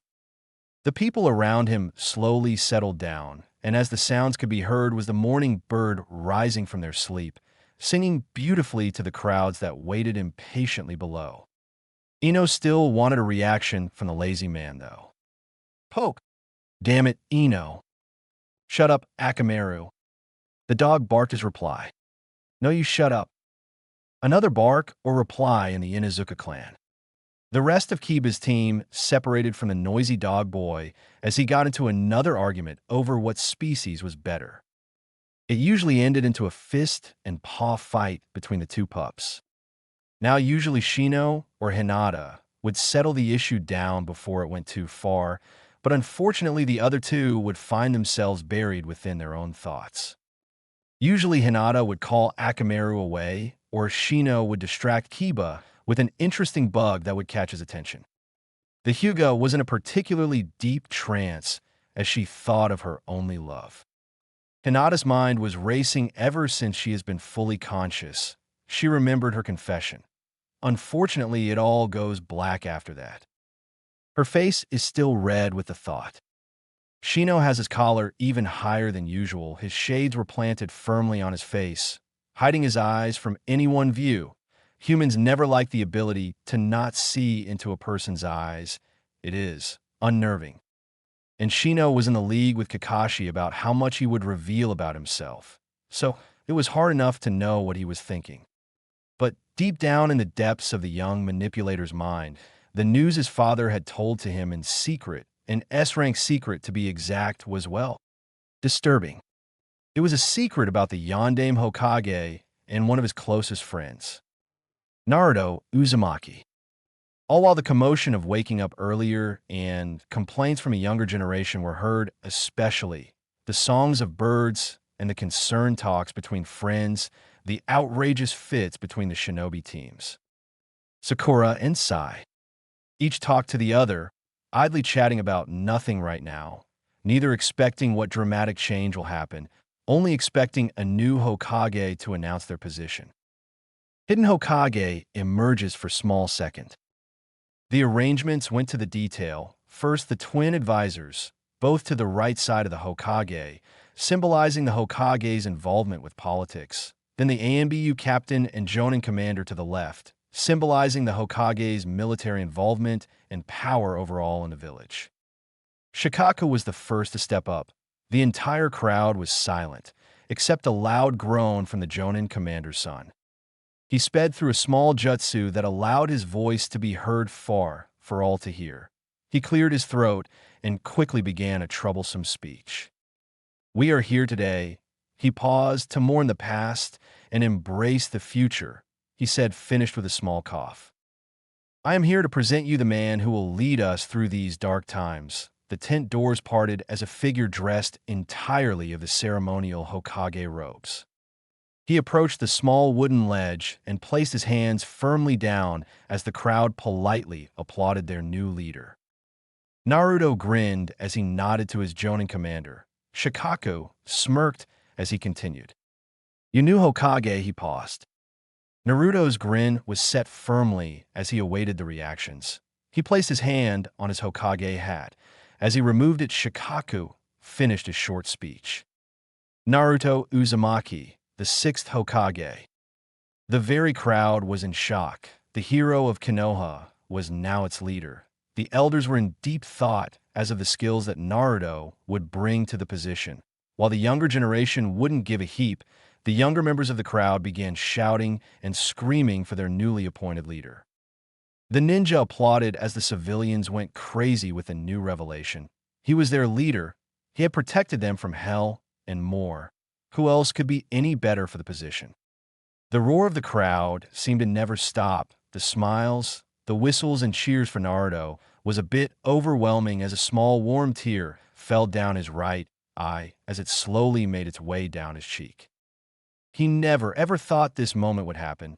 Even after he was officially appointed Hokage, he really thought that Tsunade would awaken from her forced slumber, or the council would decide against him, or the daimyo would reconsider his decision, or he didn't really know, but he knew that it is now officially his. His dream of making his speech to the loving villagers below was now a reality. It was happening now, and he couldn't be happier. The applause and cheering didn't seem to stop or slow down as Naruto wiped his tear and raised his hand, indicating he was ready to speak. The crowd's cheers lowered and lowered to the silence, ignoring the few people yelling at the top of their lungs, "We love you," and such. He spoke to himself, reading his wavering voice as it was weak with emotion and nervousness from public speaking. He was never one to speaking to large crowds. He was getting the attention he wanted as a child, so he should be sort of happy. He breathed steadily and slowly as he looked out at the countless heads staring directly at him, all wondering when he would begin. He counted down as the jutsu was soon applied to his voice, allowing all to hear him. "Citizens and shinobi of Konoha." He paused as the cheering began again. He let out a happy sigh as he needed a small break. "We have suffered," he said as the cheering slowed down. "We as a people have suffered," he said, gaining small confidence at the looks of admiration from his listeners. "We have suffered death and destruction on so m-." He paused again as he regained his breathing, not trying to get too ahead of himself. "Death and destruction. Whether it is from a war we wanted no part in, whether it is an invasion, whether it is from shinobi, Akatsuki, or demon." He paused after saying demon. "Seeing our homes burn, families die. It is a sight I never wish for my people, yet it is what makes us, the people of Konoha, strong," he said, putting emphasis on the word strong. "Would any other village survive 3 wars? He shook his head as the cheering slowly clapped to the facts he brought up. "Would any other village survive an attack from not 1 village, but 2 and become the victor as the day ended?" he said as he shook his head again, ignoring the cheer as it slowly got louder and louder. "Would any village survive against the might of Akatsuki and emerge as the victor?" He shook his head again as he waited for the masses below to calm. "Would any village at all survive the might of the 9-tailed demon, and not only survive, but prosper and become the great and strong village we were, that we are?" He paused, slightly happy that the ones who knew the truth didn't stop or lessen in their clapping. Yet for some unknown reason, to every foreign village out there, after every attack, every invasion, we rebuild. We rebuild and leave the dark times behind us and prosper. He paused again as the cheering roared again. "We prosper," he paused. "We prosper as the dominant force of the shinobi lands," he shouted over the very, very loud cheers from the young genin. "We have suffered. No one can deny it," he said as he looked downwards as he had to finally reveal his secret. "But as a village, we will stand together. We will rebuild and prosper once again," he said, finishing his speech to the masses below as the roar of applause seemed to reach its climax as the cheering never seemed to stop. Naruto smiled as he rose his hand. The crowd seemed to calm somewhat, and Naruto felt somewhat awkward with this unofficial control over the villagers. "As being so young, I would understand that some of the older, more experienced citizens of Konoha would be doubtful of my position," he spoke carefully. The crowd went quiet as some of the younger members of the crowd had the nerve to even glare at their parents and grandparents for just making their Hokage and hero doubt himself. "But if you give me the opportunity, just one chance, that's all I ask of," he spoke carefully. And as the newly appointed Hokage, I've already made my first law, and I have disbanded one previous law. He paused as he readied his announcement that would change not his village, but that of the other villages, IWA, Kyumo especially. The first was an S-rank secret hiding my father and mother's name from me all these years. The silence was filled with innocent curiosity. I will announce my family's blood, the Uzumaki clan, and the Namikaze clan. Unlike last time, there was no applause, no cheers, but whispers. People tore their vision away from their leader and talked among themselves, whispering and talking, only taking small glances to see the large amount of similarities between the fourth and now the sixth. The color of the hair, the style and length. Naruto was shorter than his two fathers, but he was still early in his years. The medium build and deep blue eyes that made the woman gaga. The defined and lean body, the stone-cut muscles and small scars from past battles. The really only difference was the large whisker marks or birthmarks, or whatever that gave a feral, foreign look that seemed outlandish and so masculine to most women. And to the few people that had the privilege to know both men close enough could see the similarities in their personalities, most silently berated themselves as it was so obvious now that the cloak was taken away from their eyes. Both were strong and resourceful on the punch, smart and strategic when needed. While Minato was a fair bit smarter and calmer, while Naruto was a bit hot-headed and less. Smarter than his father, he more than made up with the few traits he picked up from his loving mother. Minato was a calm and collected man at all times. He was creative and imaginative, was a loyal man to his friends and eventually woman. He was considered by most the most powerful of shinobi and loyal friend to all, and feared rival and enemy. He was not that physically strong or fast, but he used his wits and superior chakra control and creative jutsus to defeat his enemies. His supposed mother was the beautiful, hot-headed tomboy from Whirlpool, while most considered her a simple one-and-done woman on the long list of the infamous Yondaime. But both of them saw something in one another, and one thing led to another as love was slowly formed in secret. Not much was known about Kushina, apart from a few small facts: green eyes, red hair from a faraway land, a destroyed village, and a killed clan. Naruto rose his left hand, and the gossip suddenly came to a stop, eyes all resting again on him. Sigh, he would never get used to this. My father is a good man. I love my father and my mother, but right now my duty is to you. To the people of this village, he said as the crowd was still silent. But my people, these dark times are never to leave us as long as the threat known simply as Akatsuki, he said as he paused as the crowd booed at the name of the accursed organization. He smiled at the reaction. Gaining some sort of confidence, he continued. I have been summoned to a meeting with the Kages of the major villages. We will meet in neutral grounds and discuss our means to end the damned organization that has caused us so much. He paused at the word pain. While I will be away, my sensei Kakashi shall take my place, as I will be away at the summit. Kakashi will organize the supplies and safety of border, and on my return, we will begin the reconstruction of our village. He finished as the crowd once again clapped and cheered for Naruto and the future of the village. As Naruto waved to the people one final time, he passed through the tent's door. He saw a couch and ran for it before his knees gave out. He dived face first and gave out a sigh of relaxation. Before he could feel sweet slumber approach, he called for an ANBU Nico.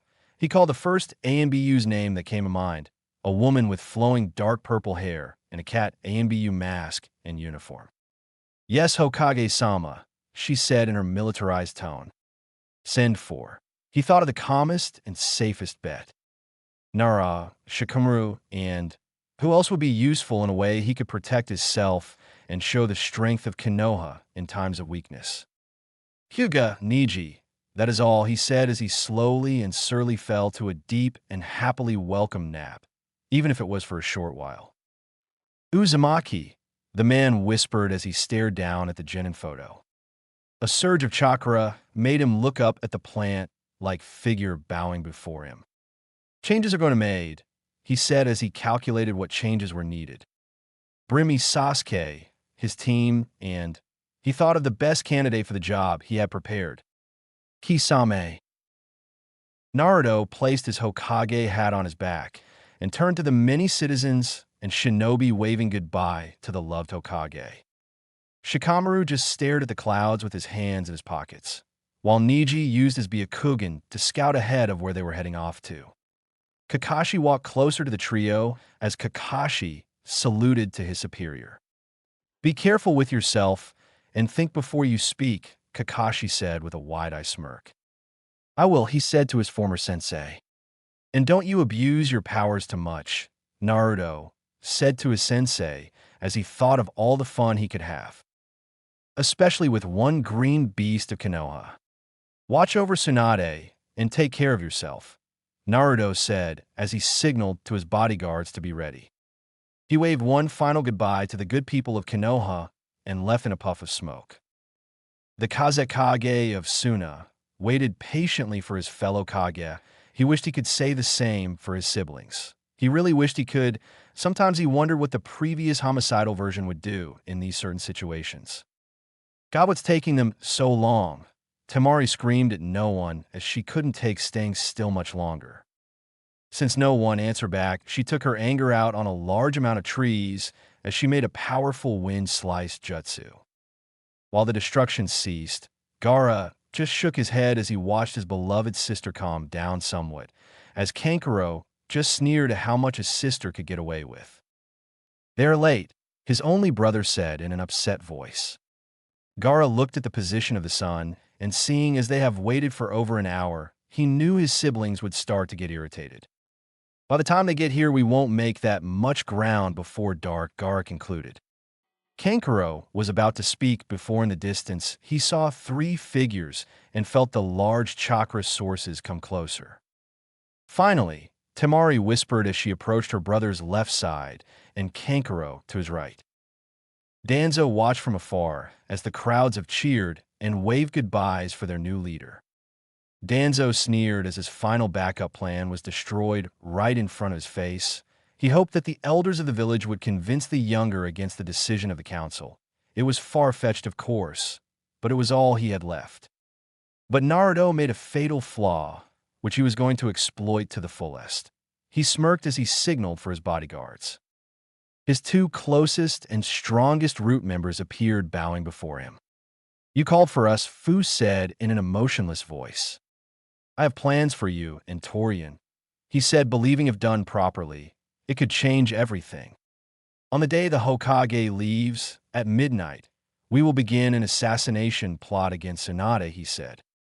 Gather 10 of your fellow root members, the strongest of them all, he said as he pulled out a set of headbands. But most importantly, no bloodlines. We don't want anyone knowing we were involved at all, he said as he threw 7 IWA headbands to the root members. Place these onto my signal and follow my plans to the T, he said as he chuckled a small, evil laugh.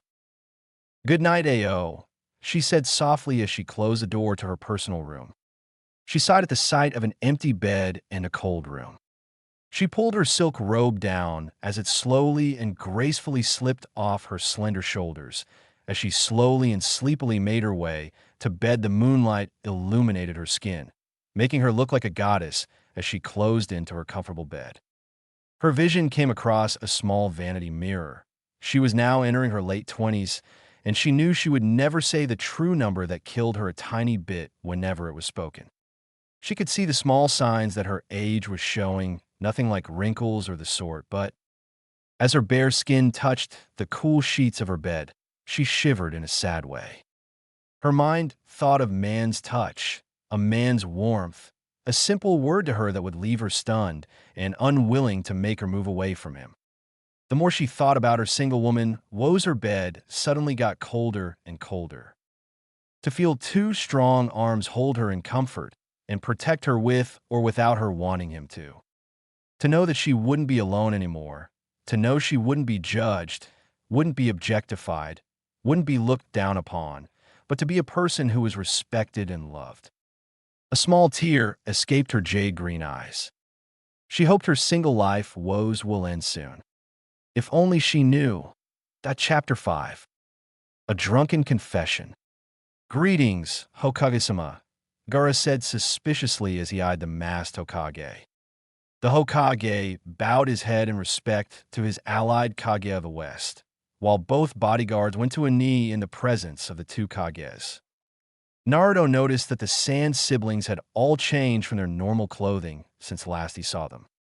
Gaara had his usual 100-kilo gorge on his back with some new symbols drawn upon it, his Kage hat secured around his waist, and long red desert scarf around his neck, hanging loosely by his knees. He also wore dark ANBU-like trousers and long sleeve shirt with his Jonin jacket to end it off. Temari had her hair in her traditional 4 ponytails and had moved her headband to her forehead, holding her fringe out. She too had a desert scarf, unlike Gaara's blood red. Hers was a clean white and covered most of her torso.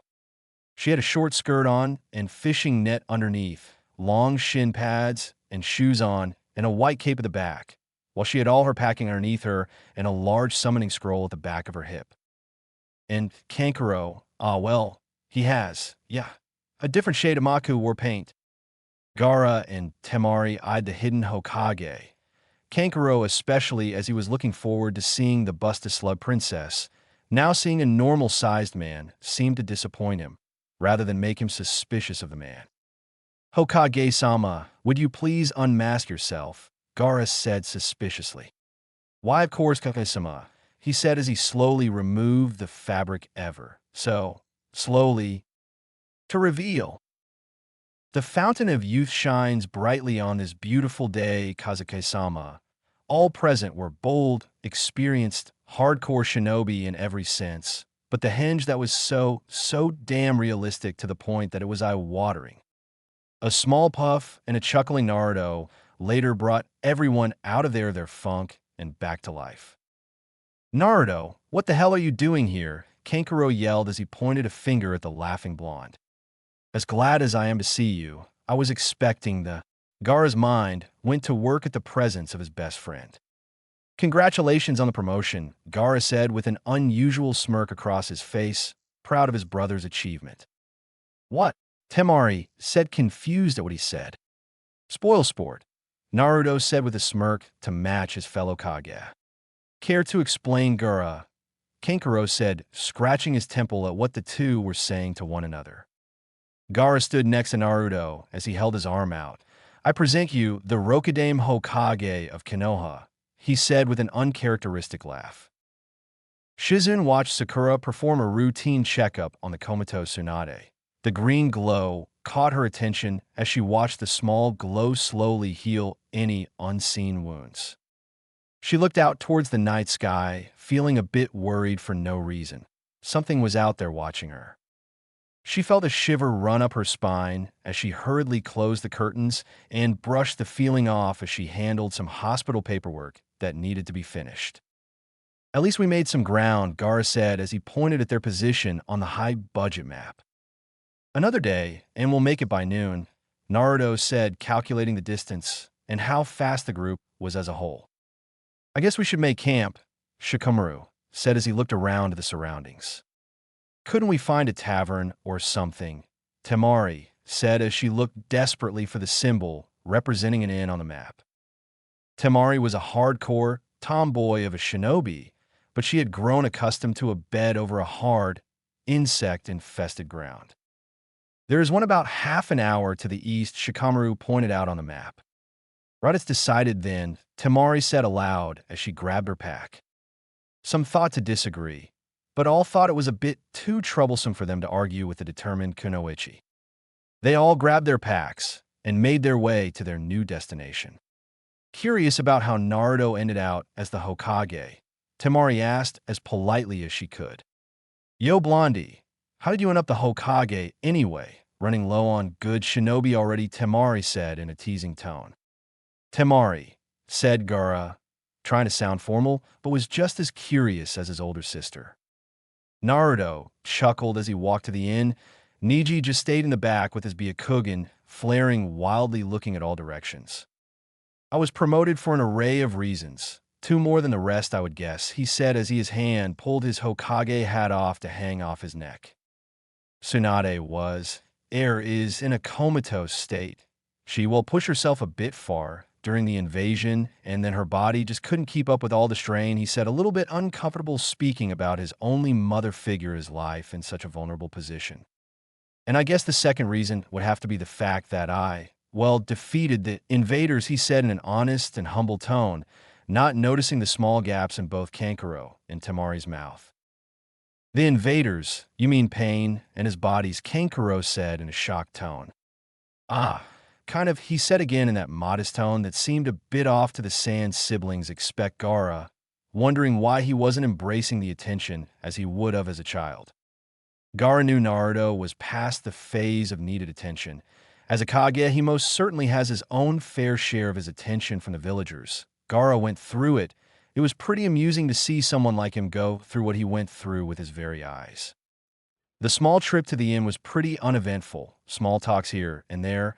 Most kept their thoughts to themselves as they noticed the sun setting was a bit concerning to a shinobi, but to know that they were all very skilled shinobi, especially with 2 Kages among their ranks, they were a little less worried. The group pasted a rather steep hill to come across the small inn. Nothing special about it. It was a dark brown color covered the walls, while the roof was a dark rusted green, a small stable filled with a few animals. A small sign outside the door was hanging off a small ledger, with what might have been red paint, which is long gone and replaced with dirt and rust, with a few letters that Niji was able to make out as the Gray Dragon. Everyone sighed at the condition that they was in. Shikamaru really wasn't bothered as he finally found a place to just sleep and carry on with his cloud watching. Niji and Gaara weren't bothered at all as they found the place all right and suitable for the night, while Temari was rather disappointed at the sight of the inn. So, we are here, I guess, Kankuro said, scratching his cheek, rubbing the war paint off slightly. Better than nothing, I guess. Naruto shrugged as he led the way to the inn. The rest of the group followed in suit as they made their way to the old inn. Naruto was the first to open without a care. Niji watched the tavern with his Byakugan flaring, so Naruto wasn't expecting anything unexpected. As the group entered, they came across a surprising sight of a decent to not that bad looking inn. It had a counter with an elderly lady reading a small book in one hand next to a small candle, 2 wooden tables, a few chairs, a lit fireplace, and a bookcase filled with what seemed like outdated, worn-out books and novels by persons Naruto or any of his particular group had known. Naruto and Gaara approached the elderly man whose vision didn't seem to notice the new members in his humble business. Gaara coughed to catch the man's attention. The man seemed startled by the sound, but he regained himself. "Welcome, young ones, to the Gray Dragon. Best service in all the lands," the man said with a proud voice. "I am your honored host Daichi, and you are," he said, asking for their names. "Gaara." "Naruto." "How many rooms, sirs?" he said as he pulled a small leather book out. "6, please," said Gaara. "We have 9 available, so take your pick," Daichi said, scribbling down some notes as Gaara handed a small purse of gold coins on the counter. Temari and Kankuro raced for the cozy-looking chairs by the fireplace and let out a heavy sigh as they landed on the chairs. Shikamaru and Niji quietly sat at the table, both bored and thinking deep thought. That is until Shikamaru's keen eye came across a small shogi board laid across the top of the bookshelf. "Do you have any sake?" Kankuro shouted. Kakashi grabbed his hair in frustration as more and more documents came into his desk by an all-too eager Shizen, whom seems too happy to give him this unholy amount of paperwork. Kakashi looked at the small amount of paperwork that Naruto had filled out within the 3 days, and to say the least, he was very impressed. He had removed any civilian council member from the village council and created a smaller side council that's power and decisions are based on and only civilian matters. Tsunade, Hiruzen, even Minato had tried moving the stubborn, spoiled, inbreed civilians to a position of lesser power, but none could find a way. Being Hokage didn't mean your word was law. It just had a high amount of influence would be the best word to say. But Naruto somehow find that with the distraction of the invasion, he made a small amount of paperwork, making the offer for the civilian council to be turned into the smaller council that they are now. Naturally, all the council members would be against this without a second thought, but with the distraction of the invasion, the time slot for any argument against the change, no one came, and so the decision was made final and the citizen council was made. That wasn't all he had planned. Naruto had builders coming from Suna, Wave and Snow, medics and medicine coming from foreign lands that Shizen probably recommended for Naruto. Naruto moved A and BU from protecting the city border and brought them in to protect the more vulnerable targets, hospitals, granaries, shelters, and so. As Kakashi went through more and more paperwork, he felt a small pressure in the air as his senses went haywire. Kakashi handled the situation like the pro he is. He continued writing as his closed Sharingan eye opened beneath his closed headband. His gift from his old teammate definitely came in handy as it easily saw through the thick fabric of his headband. Kakashi felt the several ANBU surrounding him, hiding in an ANBU-like manner. But these presences, their chakra signals, they were too well hidden for his likes. Using his past ANBU experience, he could already tell that these shinobi were not on any assassination attempt on his life. They were too far away, and he was far too heavily protected for just around a three-man squad.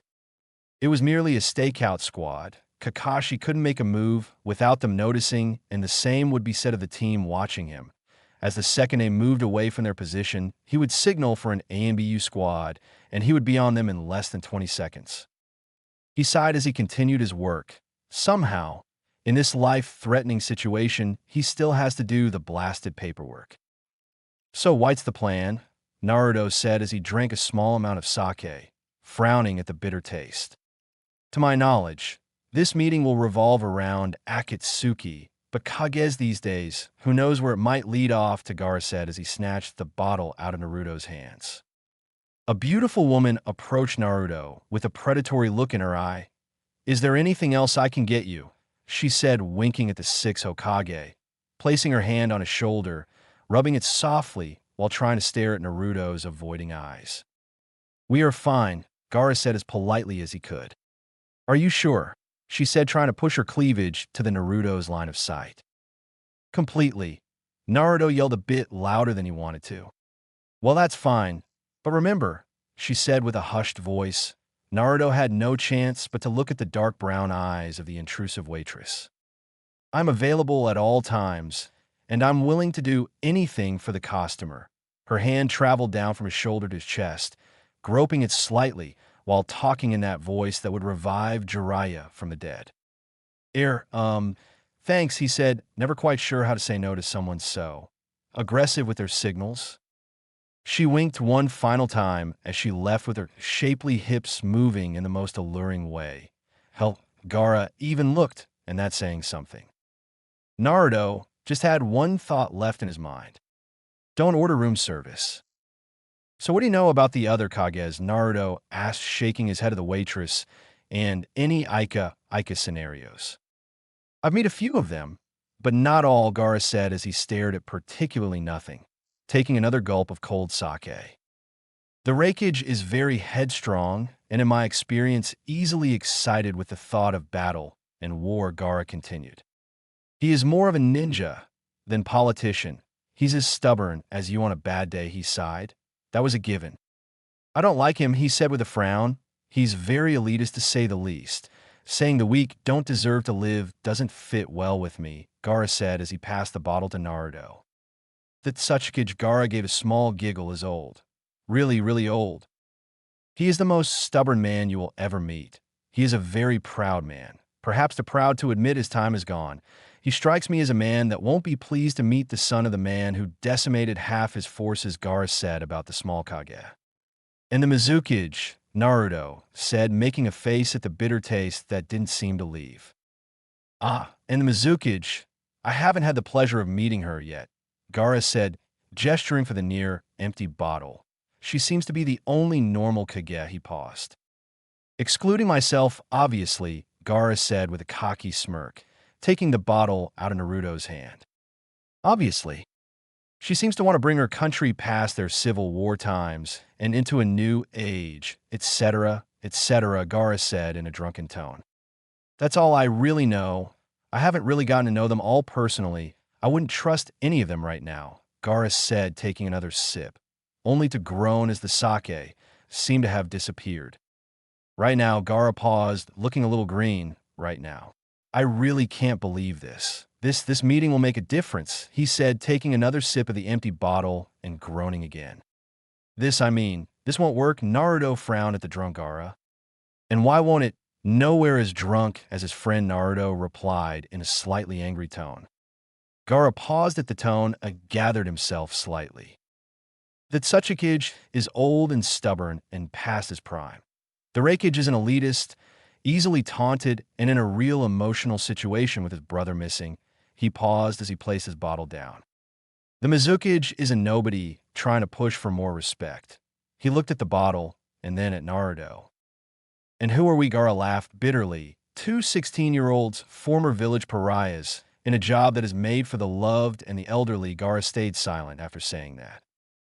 Naruto felt Gaara's mood drop. Temari and Shikamaru watched as Gaara stared absently at his quickly emptying bottle. In a quiet and unsure voice, Gaara spoke softly. Who's to say if we weren't Kages, would anything have changed? Naruto looked around as he heard the room grow still. He saw Temari giving Gaara a sisterly look. Shikamaru and Neji were speechless and wondered what to do. Kankuro, still passed out, laid out awkwardly across a bearskin near the lit fireplace. Naruto sighed as he pinched the bridge of his nose. He looked outside and decided this was best suited for a private conversation between the two. Naruto frowned at Gaara's depressed aura.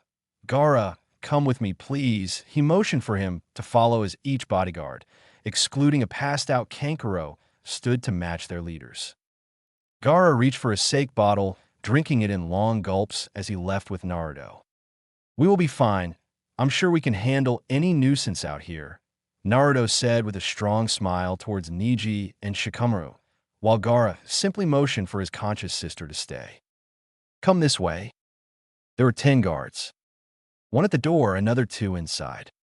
A team of 4 watched the perimeter, 1 watched the team. 1 stayed in the tent's neighbor. 1 was hinged as an old drunk that hung around the newly made tavern by Tsunade's tent. Each were skilled in the fine arts of the ninja, espionage, sabotage, infiltration, and assassination. They excelled, they killed, they protected, they've been through all. Each were killed in less than a minute. Naruto led Gaara outside by the side of the inn. He followed in a semi-drunk walk. They were a decent distance as far as Gaara could tell. Naruto stopped and turned facing the current Kazekage. Is there something you need to say? Naruto said as he crossed his arms. What? Gaara said in a more sober tone, yet taking another drink of sake didn't help matters right now. You know what? Naruto paused, seeing if Gaara will bite. He didn't. If you go in there with some kind of agenda against the other Kages, you will ruin any chance for our alliance, Naruto said with a straight and serious face on. Tell me what's going on, Naruto yelled at Gaara. I just can't stand them, Gaara said in small voice. What was that? Naruto said, not understanding what Gaara had mumbled under their breath. I hate them, Gaara said, shocking Naruto. Why? Naruto said, confused. I hate them, he said as he shook his head. I hate them all. He turned away from Naruto. Naruto reached out to Gaara, grabbing his shoulder. Why? Naruto said, completely confused to Gaara's behavior. Why? Why? Gaara uncharacteristically yelled at his best friend. They're the ones who ordered the damned demons into us, he yelled, throwing his sake bottle to ground, pointing to his stomach. They're the ones who started it all, he said in a steadier voice. They pulled any form of friendship from me. They pulled my family from me. They took my mother and father and replaced them with nightmares, he yelled at Naruto, confused as he expected him to understand. They took everything from me. He paused as he imagined his father pulling his siblings away from him as he approached. Everything, he yelled. And it all changed after we fought. I changed, he paused out of breath. Naruto paused. He never had it easy, but Gaara, he had even worse. He was truly alone. Did you hear me? I changed, Gara said as he slowed down. Why did I have to change? Why? To please the people. To please those damn Kages. To please my siblings, my father. He yelled his father's name out. I don't understand, Naruto said. Why did I have to change from a mass-murdering demon to their hero when it was the people who changed me into this demon, Gaara pleaded. I just want to know, Gaara said, calming down swiftly, that if he said, pointing out at a random direction. Naruto assumed he meant the other Kages, and when he means the other Kages, he means his father. Didn't put this damn demon in my gut.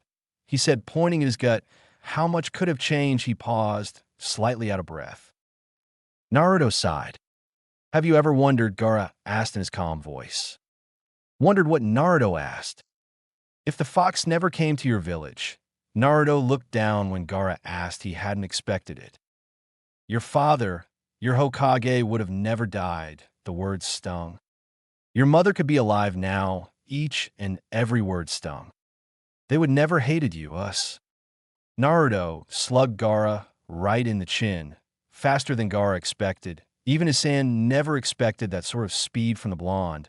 He landed hard on the ground. Anger building inside him, he attempted to rise from his feet.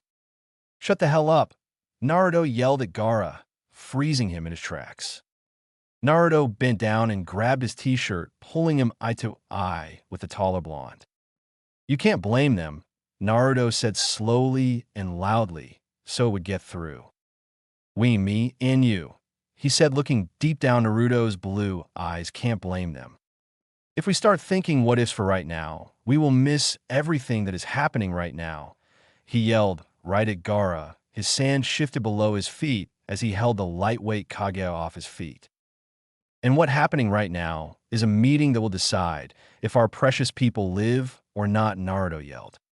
And Gaara, you are one of my precious people, and I love you like a brother, he continued.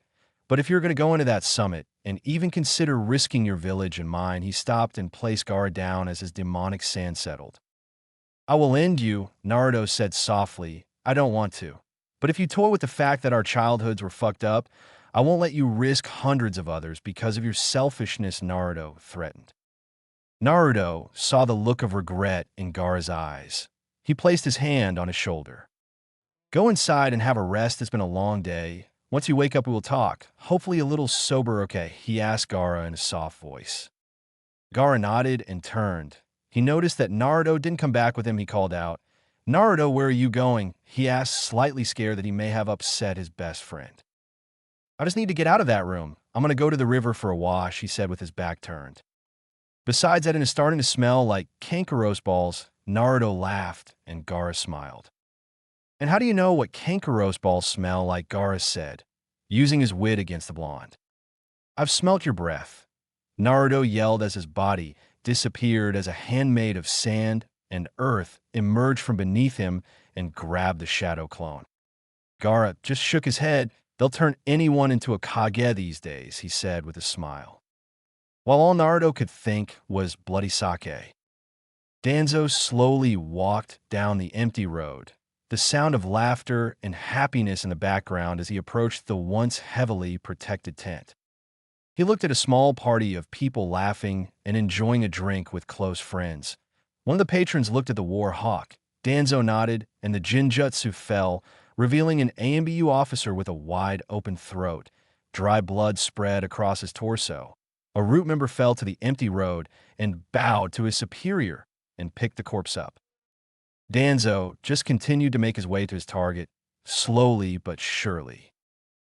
Temari watched with an older sibling frown as Gaara entered, nursing a fresh bruise on the bottom of his chin. She smiled, though, as she could instantly notice the eased aura that surrounded him. Apparently, he just needed some sense knocked into him. And again, Naruto was the man needed to thank for this. She absently waved off Gaara as he said he needed some sleep, so she let him off to his room. Her mind was elsewhere. Naruto Uzumaki. How much has she done for her brother, her family, her country? She needed to see him, if not just to thank him. It wouldn't be that hard to detect a chakra source like his. She called forfeit on her game against the dull Nara. She sighed. what she ever saw in that shadow anyway. Danzo saw the symbol of the Hokage on the dirty white tint. His cane and slow walk was the only sounds for what seems like miles. He clutched the tent's door and opened it slightly. His vision seemed unfazed with the sight of three corpses, each ANBU, each far from alive. Tsunade laid helplessly to Danzo's hands. So valuable, so mortal, it was too easy. He unsheathed his blade. The moonlight reflected off the razor-sharp sword in an elegant manner. It was too easy. Naruto laid his hands over his head as he aimless floated atop of the surface of the river. Its current seemed to just pull him slowly. His mind went numb as he floated with the water. Ever since he was able to utilize his senjutsu and mastering the art of the sage, his body seemed to want these small moments with the earth and his elements. It was so relaxing, so surreal. He could feel everything, anything. He felt a shift in the wind. His eyes snapped open as he felt the several chakra sources filled with malice and hate surround his position. He disappeared in a puff of smoke. Danzo watched as the blood escaped as he removed the blade from Tsunade's dying body.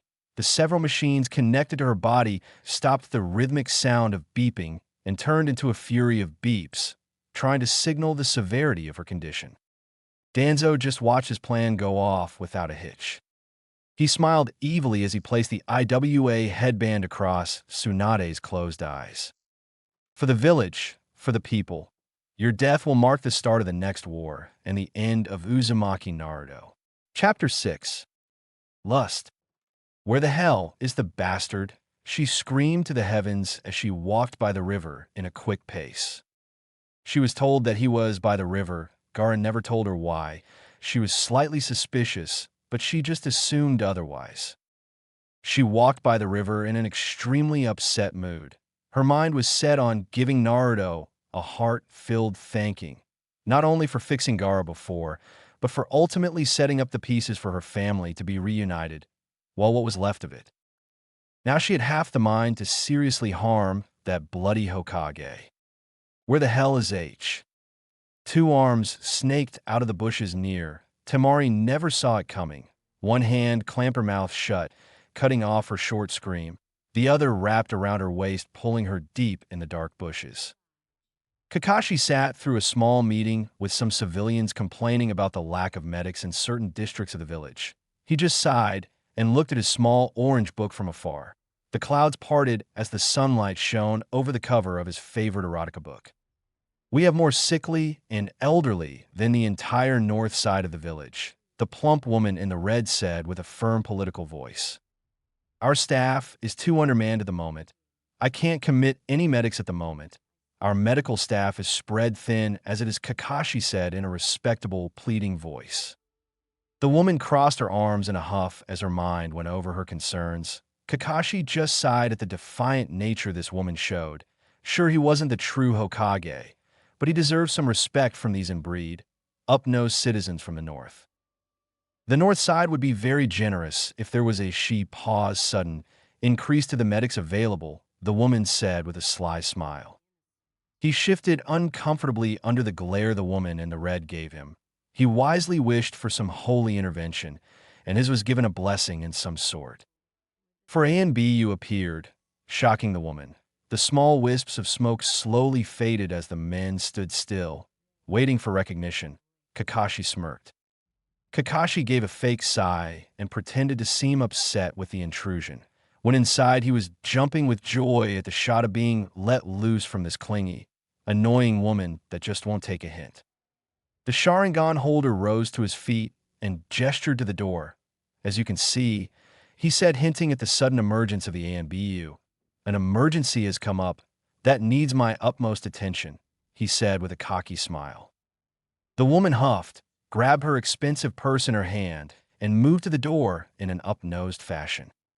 Kakashi fell to his chair and gestured with as little energy spent for the ANBU to come.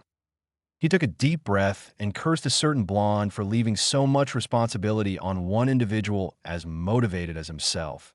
Sure, he had Yamato taking a good brunt of the work, especially with his very efficient building skills being needed in the village now, but still he was the one talking to these narrow-minded people. The AMBU stood closer to the oak desk, and the mood that these soldiers were in struck him. His visible eyebrow moved in a way that described his emotional position at the time. Stressed and worry covered the third visible part of his face. The second smaller Yanbu nodded, signaling a safe room. The taller Yanbu spoke clearly. "There's been a serious incident," he said simply. Kakashi frowned at the word incident. It could mean anything, and adding serious didn't help either. "Incident," Kakashi said as he stood reluctantly readying himself for some running. Both AMBU paused, looked at one another slightly before continuing. "Assassination, sir." She pushed and pushed. She screamed. She pulled. She did everything possible. She pushed with all her might, yet the arms held her still. "Hush," the deep voice said to the struggling Sunanin. She didn't listen. She struggled and pushed. She did anything that would rip these impossibly strong arms loose. "Temari, be still," the voice said in a whisper. Hearing her name spoken through this voice seemed strange and yet familiar. She stopped, if only for a second, just to see what would happen. "Be still, Temari. It's me, Naruto." "Naruto," said, shocking the Sunanin. "Naruto," she said in her mind as went into shock. "Why is he doing this? What is he doing?" "Just be quiet," he said as he pulled his warm hand off from her waist. His hand went through several seals. She felt her body go cold. Not freezing cold, just very cool. She felt certain parts of her go numb and fuzzy. She felt her heartbeat get slower but steady. What the hell did he do? He pulled her closer as Naruto felt several presences surround him. Temari didn't know what was going on. She felt him pull her closer, and she felt the warmth of his bare chest push against her back. She blushed insanely as this feeling overwhelmed her senses. His musk surrounded her. His strong stone-cut arms held her in place. His chest pushed against her back. His hand placed so delicately on her hip. All of this combined to send chills down her spine. And while all of this was happening, Naruto was none the wiser. The bushes kept his and Temari hidden. The jutsu he cast held down his large chakra signature and would also help pull her chakra down. Maybe it would be a bit too powerful for Temari, but it wouldn't harm her. He felt the presences move. He saw over 20 ninja pass by, all AMBU level or higher. They should have noticed him, whether or not his and Temari's signature was held down. The AMBU level should have noticed them. His sage powers lowered as he felt the Nins leave. He released Temari as he got to his feet. Why would 20 AMBU be that reckless with their positioning and speed? Naruto pondered as he turned to the angry-looking, red-faced Temari, staring daggers at his eyes with a look certain predators possessed. "What the hell was that?" she said as her anger and confusion reached a boiling point. "Shinobi. Very strong," Naruto said as he began packing his clothes together. All the commotion had distracted Temari of a single and very important fact. Naruto was standing right in front of her, shirtless and soaking wet. Her angered eyes drifted downwards as Naruto tried to explain why he did what he did. "I used my senses," he explained as Temari just watched how his chest moved up and down as he breathed in slowly. "I felt the anger and fear in those shinobi. I couldn't attack them. I didn't know what village they were affiliated with. The way muscles appeared and disappeared and moved so sensually as his right hand went upwards to scratch the back of his head nervously. Suddenly appearing in front of them wouldn't have helped. And then I heard your screaming." He laughed slightly, but he never saw the look of lust overcome Temari as he laughed.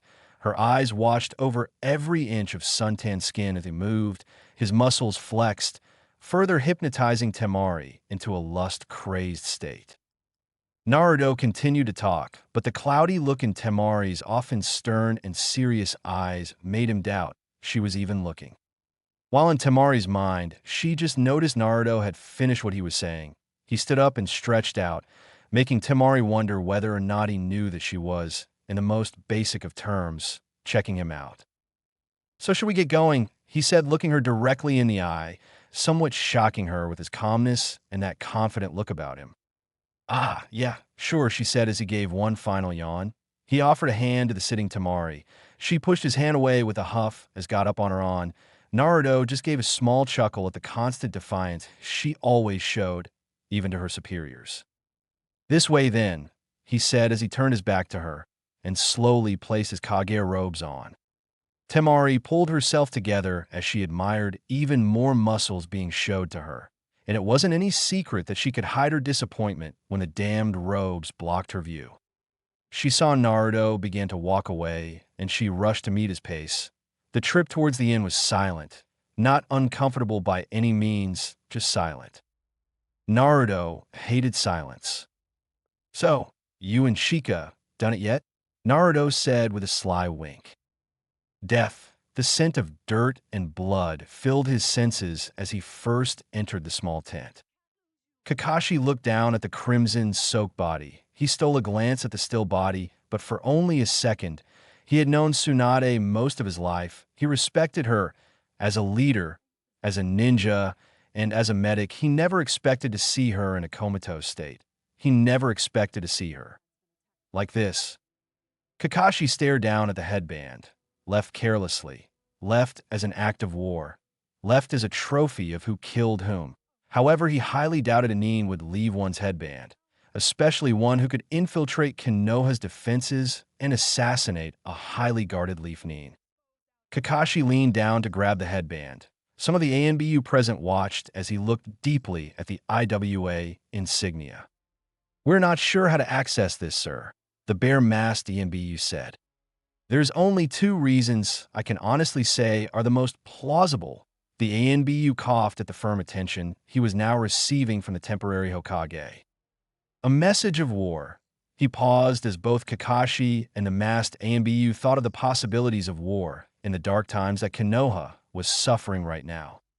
Or another village attempting to set up, again, thoughts came to mind. No matter what, there's a village out there willing and ready to attack. Whether they wait for their village to be weakened by war or disease, or by a frontal assault from the accused. "The citizen that warned us has a mouth," the ANBU continued. "Citizen?" Kakashi asked, confused. The ANBU made a nervous gesture as he instructed his underling to explain to the legendary Sharingan Kakashi. "Well, sir, we ANBU are spread very thin." He paused as he coughed intentionally. "A citizen was found screaming about the victim's assassination." He finished feeling as if that was all he needed to know. Kakashi sighed. "How come we were not informed earlier?" The ANBU replied quickly.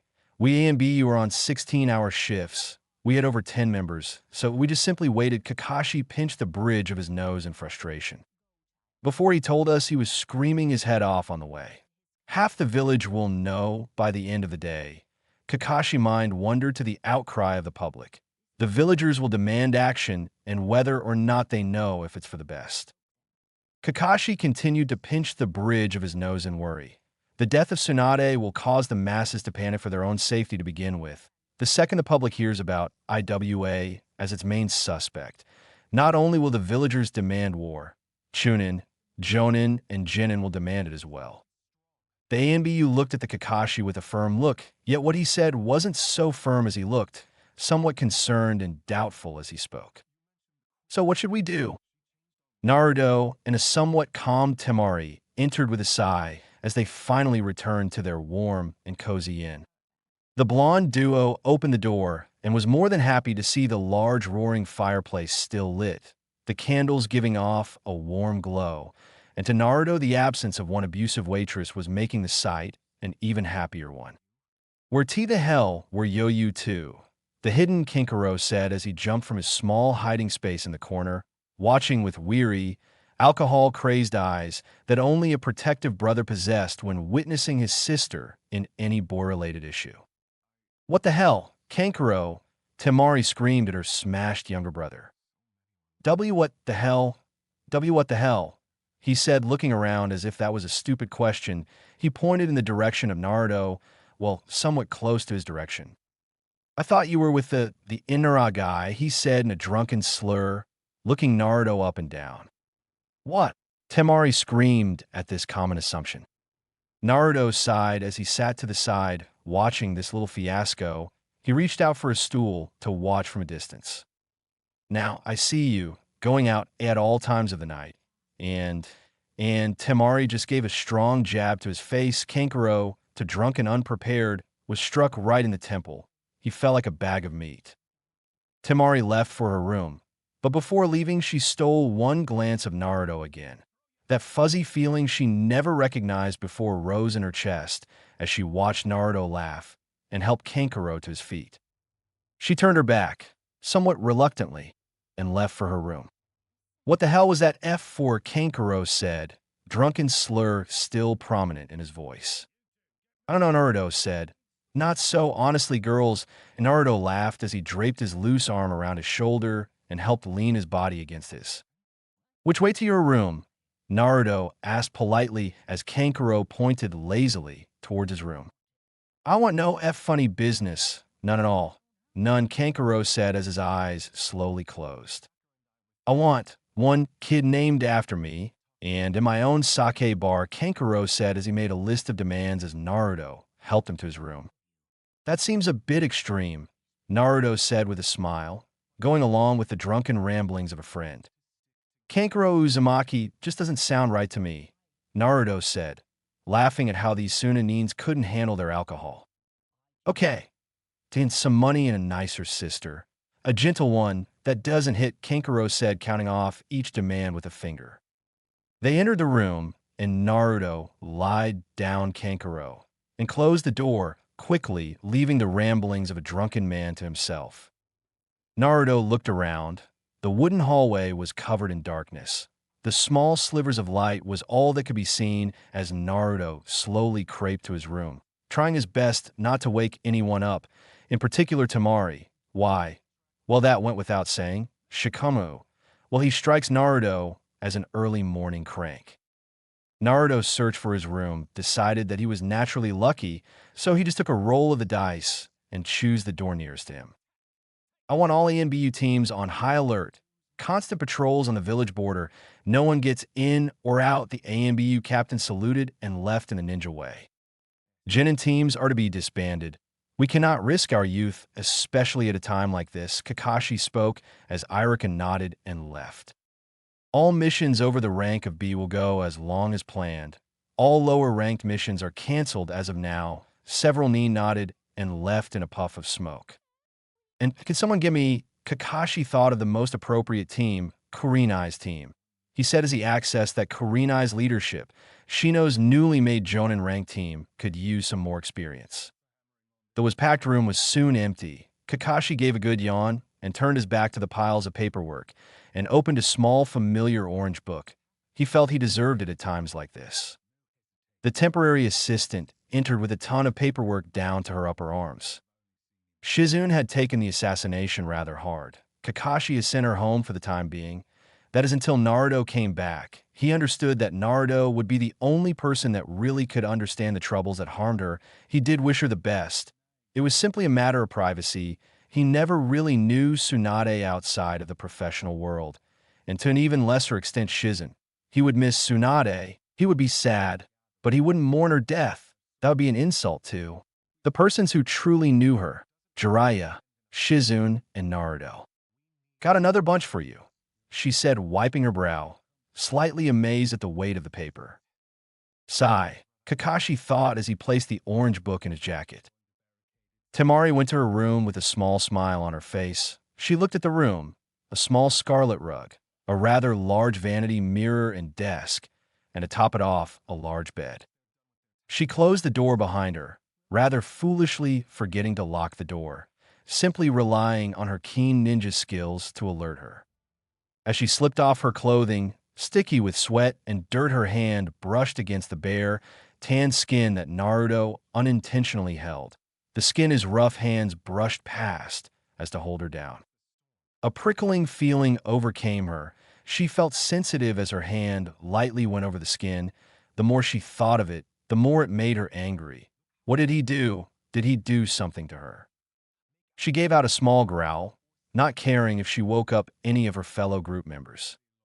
What the hell did he do to me? She screamed inside as she angrily reached for her brush as she pulled apart her ponytails and started to roughly go through her hair. The small feeling soon left as she gave a sigh of relief. Her body was just in this strange place right now she accessed. She heard some rumbling and movement in the hallway behind her. She didn't feel any over or underuse of chakra signatures, nothing filled with malice, and nothing overly hidden enough to be considered a threat. She went through her hair with a silence that she seemed uncomfortable with as her skin started to creep with the memory of Naruto's touch. She gave another small growl as she slammed her brush down. She left for her bed, hopeful for this strange feeling to simply leave her. Naruto entered as he laid down his head, angry Suna women, drunk and overprotective brothers, and to top it off, an overdramatic friend. He relaxed under the dirty sheets of the inn and fell to a dreamless sleep. Danzo played over and over the scenarios as of which the temporary Kage would go through. Lockdown, MBU teams, sending certain teams, etc., etc. So far, Kakashi was following it to the printed letter. Danzo tapped his hands softly as his mind went over the next step that would ultimately lead to himself as the rightful Hokage, and Naruto, bowing down to his feet, following his every order, whether it be out of service to the rightful Hokage or out of pure force itself.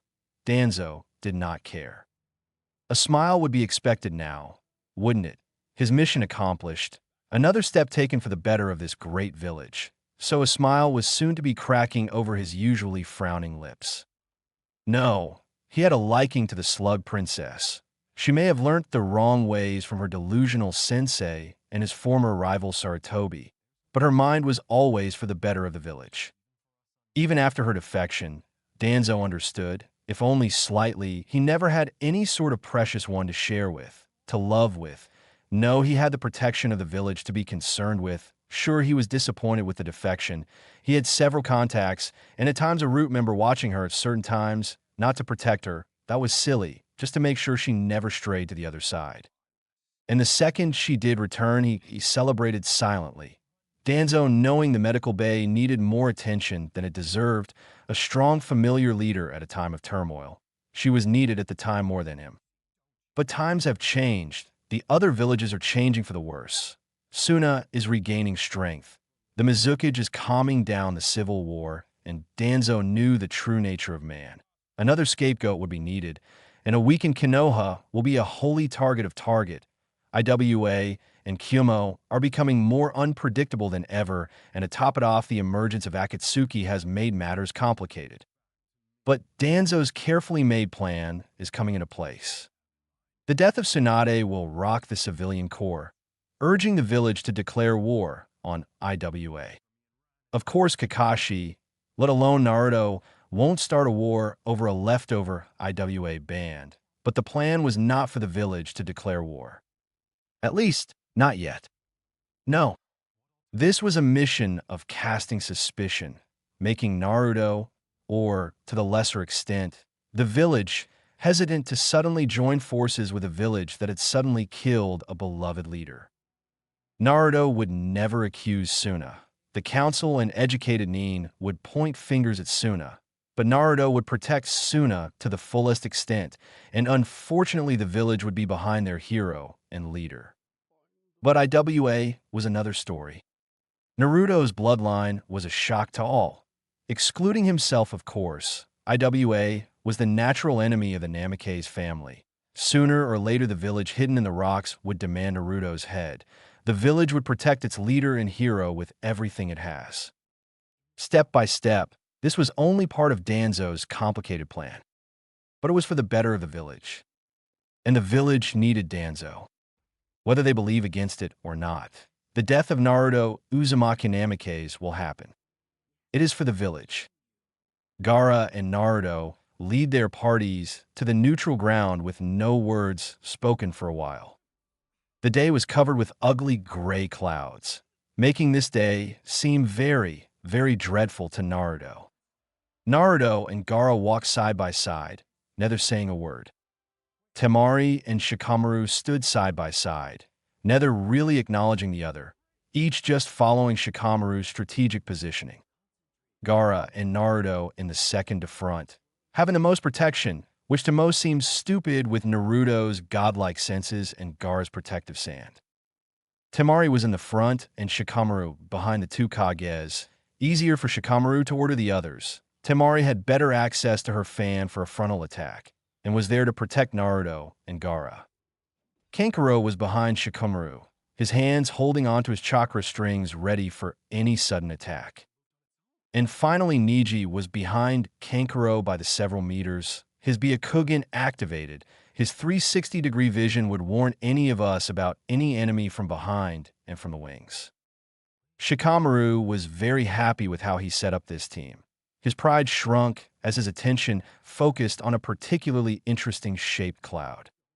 Kankuro watched Naruto with suspicious eyes. He had always been the protective brother. He couldn't help it.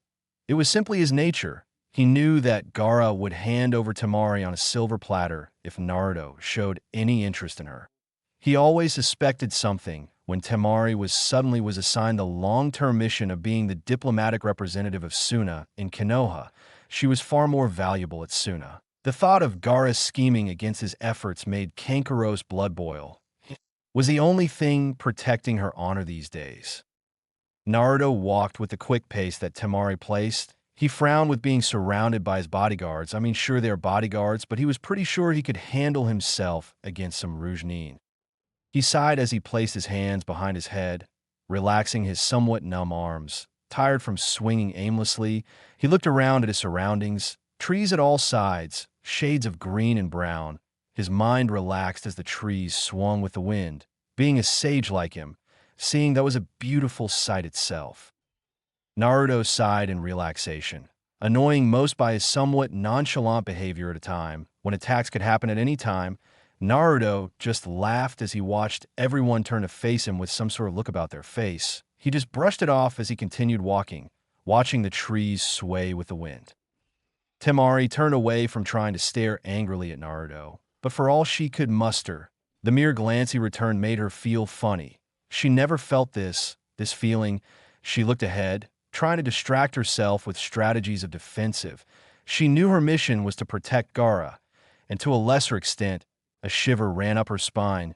Naruto, from enemy shinobi. But she would most likely get in the way of both Gaara and Naruto, intended target.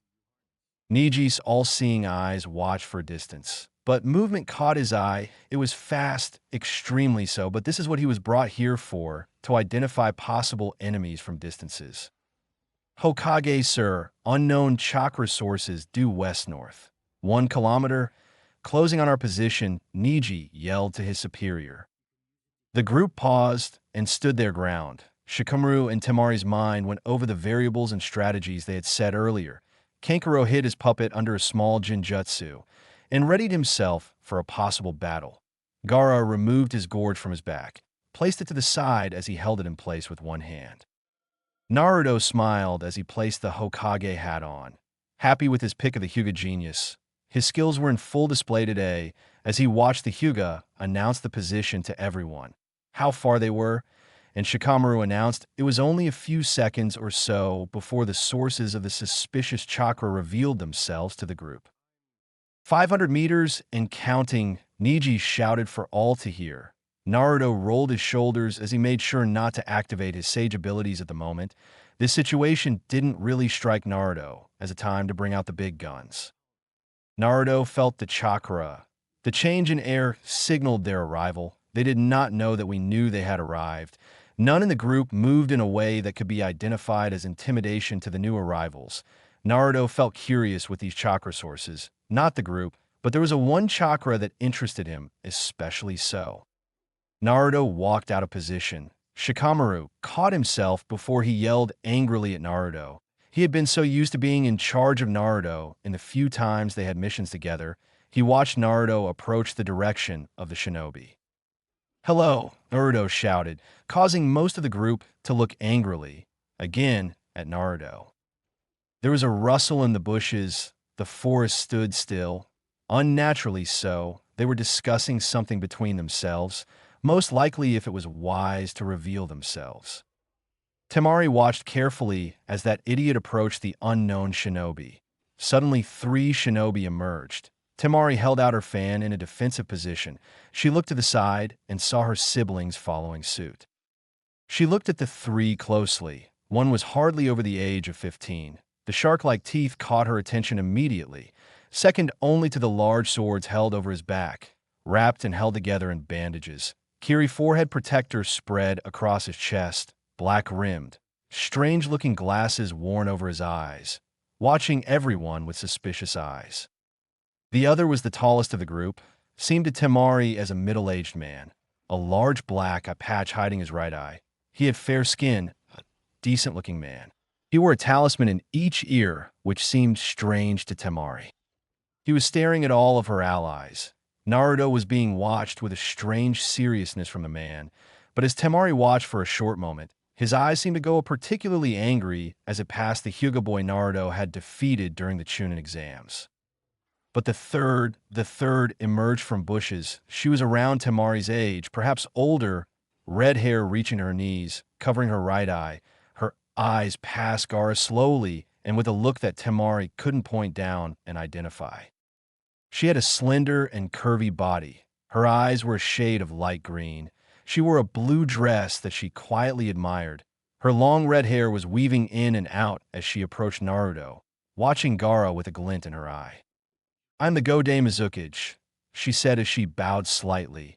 "It is an honor to meet the Rokudame Hokage and Godame Kazekage for the very first time." Naruto and Gaara returned the bow with their own.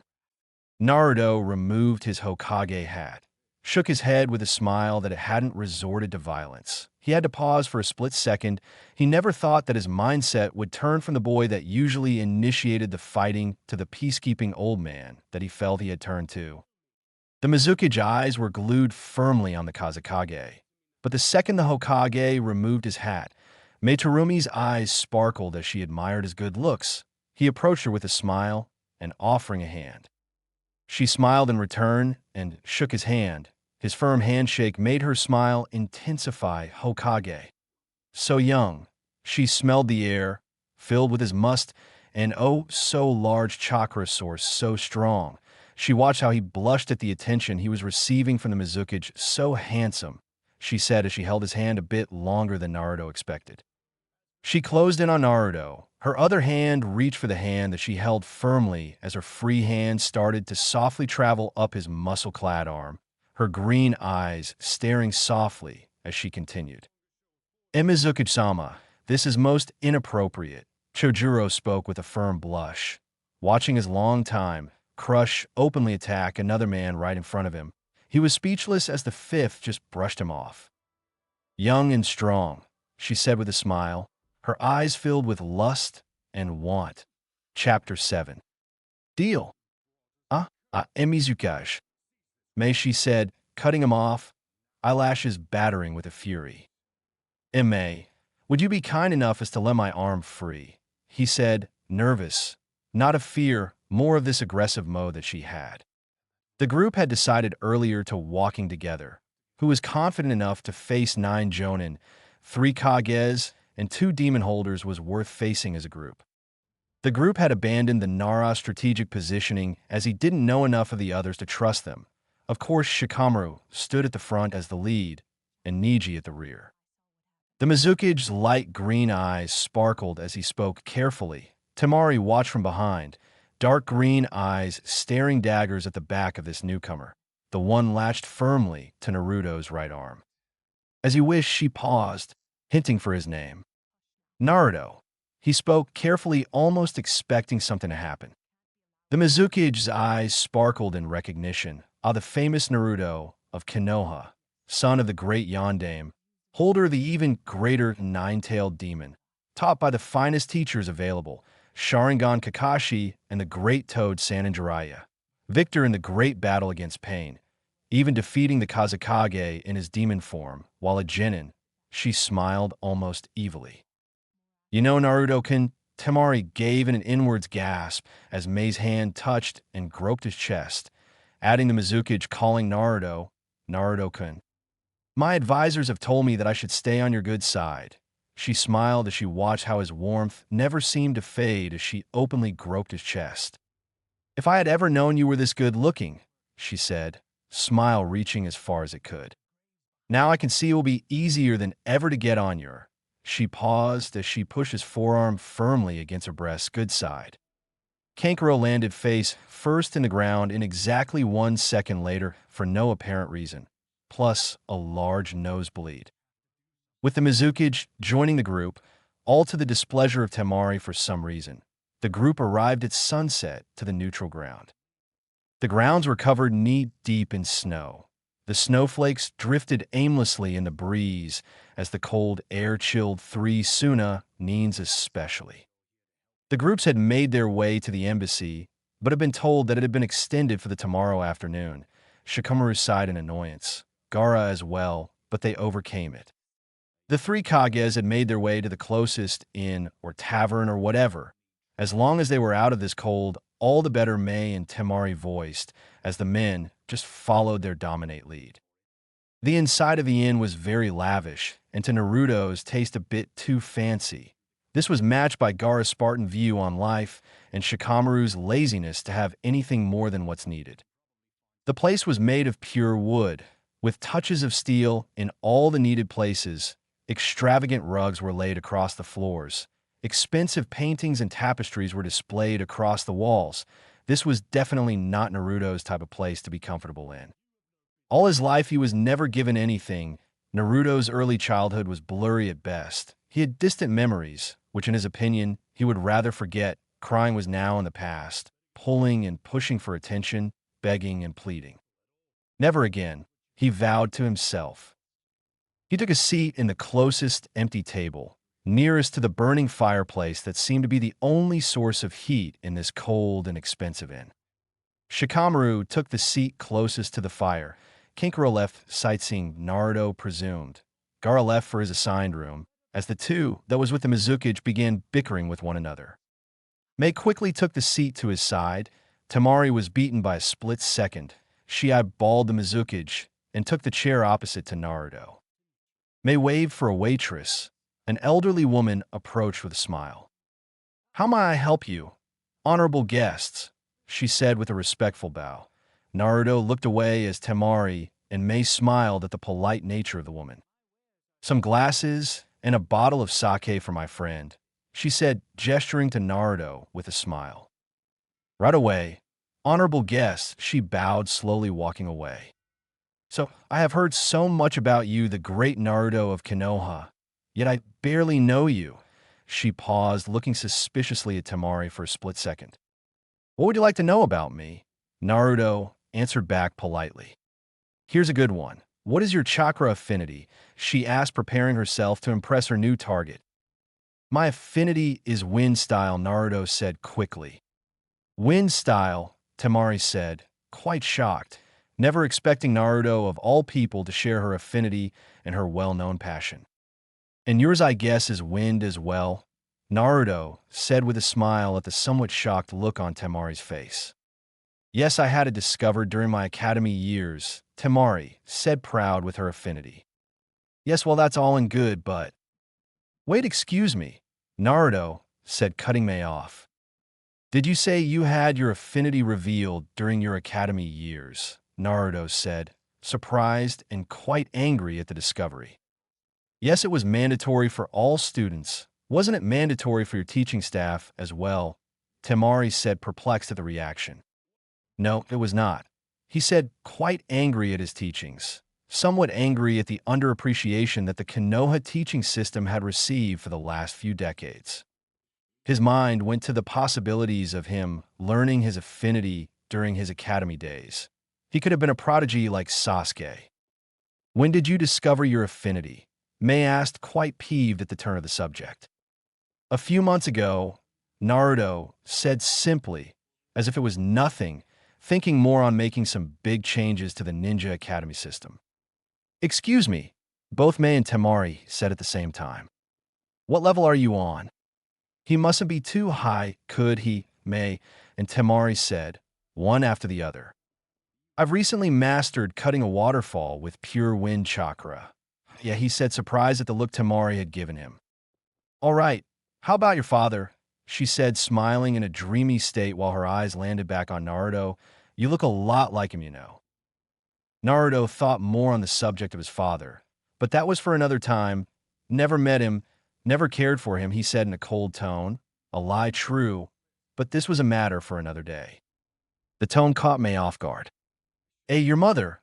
I have heard so much Minato, yet nothing of the one who stole him away from the general female public, she said, trying to understand Naruto a bit more, whom she found more and more interesting. Never heard of her. Maybe I share her last name, or it's just another name given out to the orphans, he said simply. Then who looked after you when you were young, Temari asked. Ah, I lived in an orphanage when I was, he paused, thinking back all those years ago, about 7. 7, the two girls said together. Ah yeah, I'm living in an apartment by myself for most of my life, he said, causally giving up being interested in these various facial expressions these two young girls gave him. And now you're the sole owner of the famed Namake's mansion, May pointed out. Naruto gave a small chuckle to that notion. He had heard of the Namake's mansion, who hadn't really. The place was known for its beauty and security. Naruto had many attempts to seeing the insides of the mansion. He had tried many times to join the tours that went through the walls of the famed mansion. Unfortunately, he wasn't so lucky. He was just recently pointed out he owns it. Naruto mentally cringed at the thought of joining a place that in his mind represented a place that he was rightfully allowed to join. Yet he was denied access. The place was destroyed, though. No point anyway. Unfortunately, the mansion was destroyed along with the village during the invasion, Naruto said. Is that all you need to know of my depressing story? Naruto said playfully when inside. Rehearsing his lifetimes was an exhausting experience by itself. Naruto doubted his ability to go through so much grief again. How about your teachers? Temari asked. We all hear the stories of Sharingan Kakashi and the Great Jiraiya. Naruto gave another laugh as she gave a description of the Great Jiraiya and Kakashi. Trust me, he said in between small giggles, two women like you. He said, pausing, looking closely at the duo, wouldn't enjoy the company of the great Kakashi and Jiraiya. He said, emphasizing the word great in reference to his senseis. Oh, and why is that? Mei said simply with a small smirk. Jiraiya's perversion was well known to all. Naruto's eyes looked curiously at the smirk that the Mizukage sported. Temari frowned, not sure what was going on at the moment. The elderly lady returned with a small and a silver tray, holding perfectly the several cups and bottles of designer sake. She carefully placed them near the honorable guests and left bowing, with a silver platter at her side. Naruto thanked her as she left.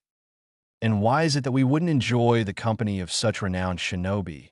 The Mizukage said, holding her cup filled to the end with sake. Naruto took the bait, looked directly at Mei's eyes, and said simply and casually, because two strong and beautiful women, such as yourself, would easily be offended with their openly perverse nature, he said with a smile, seeing the reactions the two girls displayed. The casual display that Naruto had been displaying to these ladies never, ever gave them the thought that he had any interest, at least on a physical level. Even the Mizukage was somewhat puzzled by the uninterested Hokage. She put on her best moves, damn it. Now, both women know that he saw them as beautiful and strong. Naruto would look back on this day and laugh. This is when it all began. Both Temari and Mei gulped down some sake as Naruto took a small sip from his glass. I think it's time for me to retire to my room, Naruto said, slowly finishing his cup. And what will it take for me to join you? Mei said in a seductive manner, latching onto his free arm, bringing her nose closer to the source of musk her body somehow needed to inhale once more. Naruto smiled kindly to his fellow Kage Mizukage. Mei, she said with a small playful frown. Mei, Naruto said, correcting himself. He was about to continue, but was at loss for words. How could he deny the Mizukage? How about this? He said, formulating a plan in that unpredictable head. He grabbed her hand softly. Mei smiled at the soft contact after the summit meeting. he said, still unsure if this was all worth it. If you behave, he said, emphasizing the words strongly. I'll take you out on a date. My treat, Naruto said with a smile. Temari's eyes widened at the proposal. She grabbed the bottle and messily threw down some more liquid into her glass. For some reason, she was upset with this proposal. She wasn't sure why, though. Deal, she said, offering her hand to seal the deal. Naruto sighed as he softly shook her hand. Deal. May bounced happily to her room. She skipped past the several doors. One sounded like it was filled with Ao and Chujiro bickering. She opened the door to see the two arguing, as usual. She entered with a skip in her step. Ao, somewhat curious with this mood, asked. So what has gotten you into such a mood? He asked with a smile, genuinely happy for her. I have a date with the Hokage, she said in a sing-song voice. A date? Chujiro shouted as he stood unintentionally. He blushed like a tomato and sat back down, playing with his index finger shyly. Mizukage-sama, I am highly against this, Ao said with a disapproval tone. And I care how, she said in a rebellious teenage voice. As your high advisor, your close bodyguard, as a person that holds common sense, I beg of you please reconsider. Oh, begged, but sighed at the faraway look in his master and chief's eyes. I will consider what you said, Ao, she said in a dismissive tone as she hoped to her room, muttering to herself what to wear for her soon-to-be-coming date with the blonde demon holder. Temari threw herself to the plush mattress. An upset frown marked her face as she angrily rethought seeing Naruto offer a date, to her of all people. What was it that he saw in her anyway? Sure, she was good-looking and all that, but wait. Why does she even care? She doesn't care. Yeah, that's it, she doesn't care. What Naruto does and who he does is his business, and his business only. She laid on her side as she put out the only light in her large room. She quickly shut her eyes and tried to go to sleep. Her mind saw an image of the Mizukage, grouping and cuddling that warm body, that contained that odor that seemed as simply irresistible. She growled to herself as she sat up and fluffed her pillow rather roughly. What's the matter with me? She growled as she threw the pillow down. She closed her eyes once more, the image of herself replacing Mei's form, herself holding her form against Naruto's, her lips claiming his hands holding her, rubbing her, holding her. His eyes, those blue eyes, deep and emotion-filled, electrifying her senses, staring directly at her. Her body melted, her muscles relaxed. She breathed out a sigh of relaxation. His and her legs tangled and woven together in a loving manner. The image sent shivers down her spine. She woke, her eyes snapped open in a hurry. She felt a small bead of sweat roll down her neck softly. She wiped it quickly as the thought came quickly to her, the name that would remain there for a while. She said it simply and quickly. Do I kind of like Naruto? Madarumi went to bed with the thoughts of politics and homeland far from her mind. Naruto Uzumaki, or is it Naruto Namikaze? She didn't care really, although Uzumaki sounded better with her name. Mei Uzumaki, Mei Namikaze, they both sounded so good. She gave out a small, girly squeal, hugging her pillow with Kage's strength. Naruto, he was an enigma. He confused her. He was young, much younger than herself. That really didn't bother her. If anything, that made him more appealing to her. A young teen lusting over herself brought herself to a confidence she hasn't been on for quite some time. But the maturity he possessed seemed strange with the happy demeanor and youthful light he held. He had a realistic outlook on his life and his peers. He showed some strong leadership at times. So many qualities that appealed to her. He just seemed perfect. And most of all, he was strong, nice and handsome. What more could she want? Hell, he was most likely twice as strong as her, and she was pretty tough. The air was heavily filled with his intimidating chakra source. She remembered hearing of Kyomonin stimulating and attempting to make their chakras seem larger and more intimidating. Naruto didn't do this, she was sure. He also seemed pretty honorable. Even for a shinobi of Konoha, she offered herself pretty openly, and throughout her years, she had a basic grip on the fairer sex. Naruto said no, more than once actually, quite shocking. Well, not shocking, but surprising to her. So all in all, he was the perfect man for her, and she is going for him, whether he wanted to or not. The next day started with a fresh, snowy breeze. The clouds parted and the sunlight emerged over the busy merchant-run city. The Kages of each village returned on time to the city center. The room was the true meaning of neutral ground. The color of the walls were a boring white, and the carpets were an ugly, dirt brown. The circular table was large and covered most of the room, leaving small space for the very tall seats. All five separated into even spaces, each holding the insignia of their village in a high banner behind their seat. Each Kage sat down in the same consecutive time, their Kage hats hiding their faces from one another. The elderly man in the middle with dark skin and a bandaged head, long hair reaching his upper back, spoke with a clear political voice, filled with experience and wisdom. Place your hats on the table. He paused as he looked the Mizukage first at the far left of him. She nodded and placed it on the table. Mifune thought of the Mizukage as a breath of fresh air. He has seen the work that the previous Mizukages had done, and it led to ruin. His mind saw the corruption spreading faster than he comprehended, and he was right. Luckily, the war never spread to the other countries. And more luckily, the war never affected his precious land. He was determined to see his land as a peaceful center of intelligence and common sense, not that of barbaric wars and ignorance. He looked at the Kazekage next. He nodded and placed his hat in front of him, leaning forward with his fingers folded into each other. He enjoyed the company of the young Kazekage. He was one of the more intelligent persons he had the pleasure to meet. He seemed like a solid leader with great powers and controlling sand. He seemed like he knew what he was doing. He was young, but he was mature, and that's the only reason to really worry about youth and its foolishness. Mifune looked at the next Kage, Anoki the Sandamed Tsuchikage. He was the oldest of all Kages, stubborn as a rock, very, very cunning, and his age severed him right throughout these long years. Mifune looked at the next man, the Yondaime Reikage of Kyumo, named simply A. He placed his hat disrespectfully, quickly downwards, obviously upset with the pace the meeting was set in. Mifune never liked him. His emotions carried too much hold on his mind. He never thought through things the full way. He was a powerful Kage, perhaps the strongest of his villages, but he was too hot-headed. He and that brother of his were really the forms of chaos together. And then he looked at the youngest Kage in the room.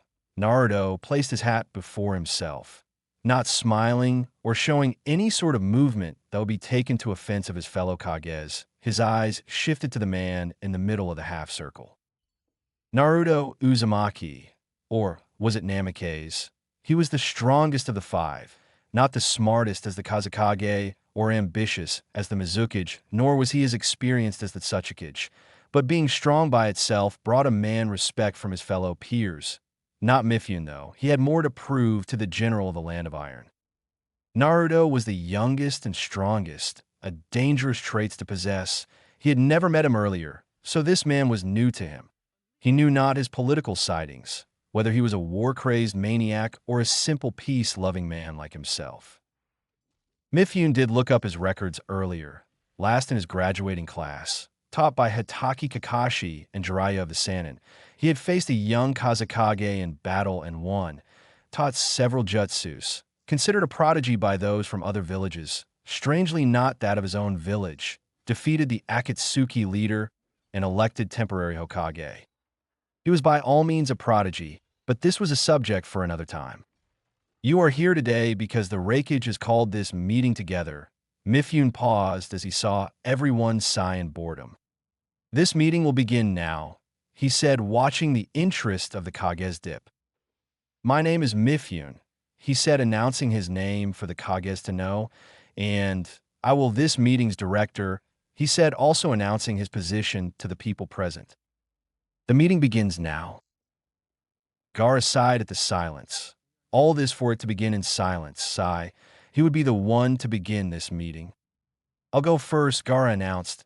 Listen up, he began before the Tsuchikage cut in. The makeup of the five Kages sure has changed. You must be something special to be made Kazekage at your age. The that Tsuchikage said in a snaring voice. Your father must have taught you right, he continued, but apparently he forgot to instill in you any manners, he said, rather happily to point out the young boy's rudeness. Gaara was struck. He never expected an argument to implode so quickly. Behind the background, Tamari and Kankuro flinched at the sudden attack on their sibling. Who does that Tsuchikage think he is? Kankuro whispered to his sister, who simply told him to shut it. Naruto, rather insulted at the insult thrown at Gaara, replied for his fellow Kage. Are you sure you're the person to be correcting others in manners, Tsuchikage? Naruto said very sharply at the elder. Ah yes, Minato's boy. I've got my eye on you, young one, he said with a glare. Naruto returned the glare. Is that a threat? He replied. Tsuchikage, nah. Hokage. Please stop interrupting, she said, easing the tensions between the two. Kazekage, please continue, she said with a sigh in relief. I'm a former host, Gaara said with his usual casual voice. Each Kage did not move in any way that might be seen as shock or surprise. Akatsuki captured me and nearly killed me by extracting the beast, he said, continuing his monotone voice. That's why I believe Akatsuki is extremely dangerous, Gaara said in a rather sad voice, even for him.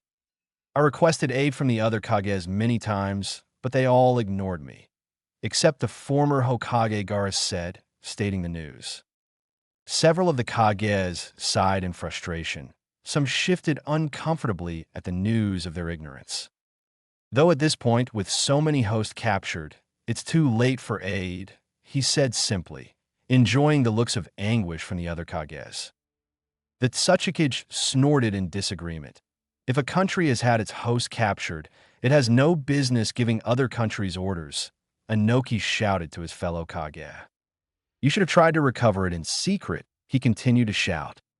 Once it's stolen, you can't expect other countries to help you, he said simply, looking behind his shoulders at his guards, who simply nodded at his wise words. Appearance, honor. I don't have time for your outdated way of thinking, Gaara said simply, enjoying seeing that Tsuchikage grinding his teeth at his remark about his age. The Mizukage coughed for their attention. She was well read about the subject of demons and their holders. Just because the beasts have been stolen is no reason to be afraid. Naruto looked closer at the Mizukage. She shuddered for a split second and returned to form. The Tsuchikage looked down and smiled. He looked up and said, the host must grow with the beasts in order to adapt to them, he said, continuing to look at the Kazekage.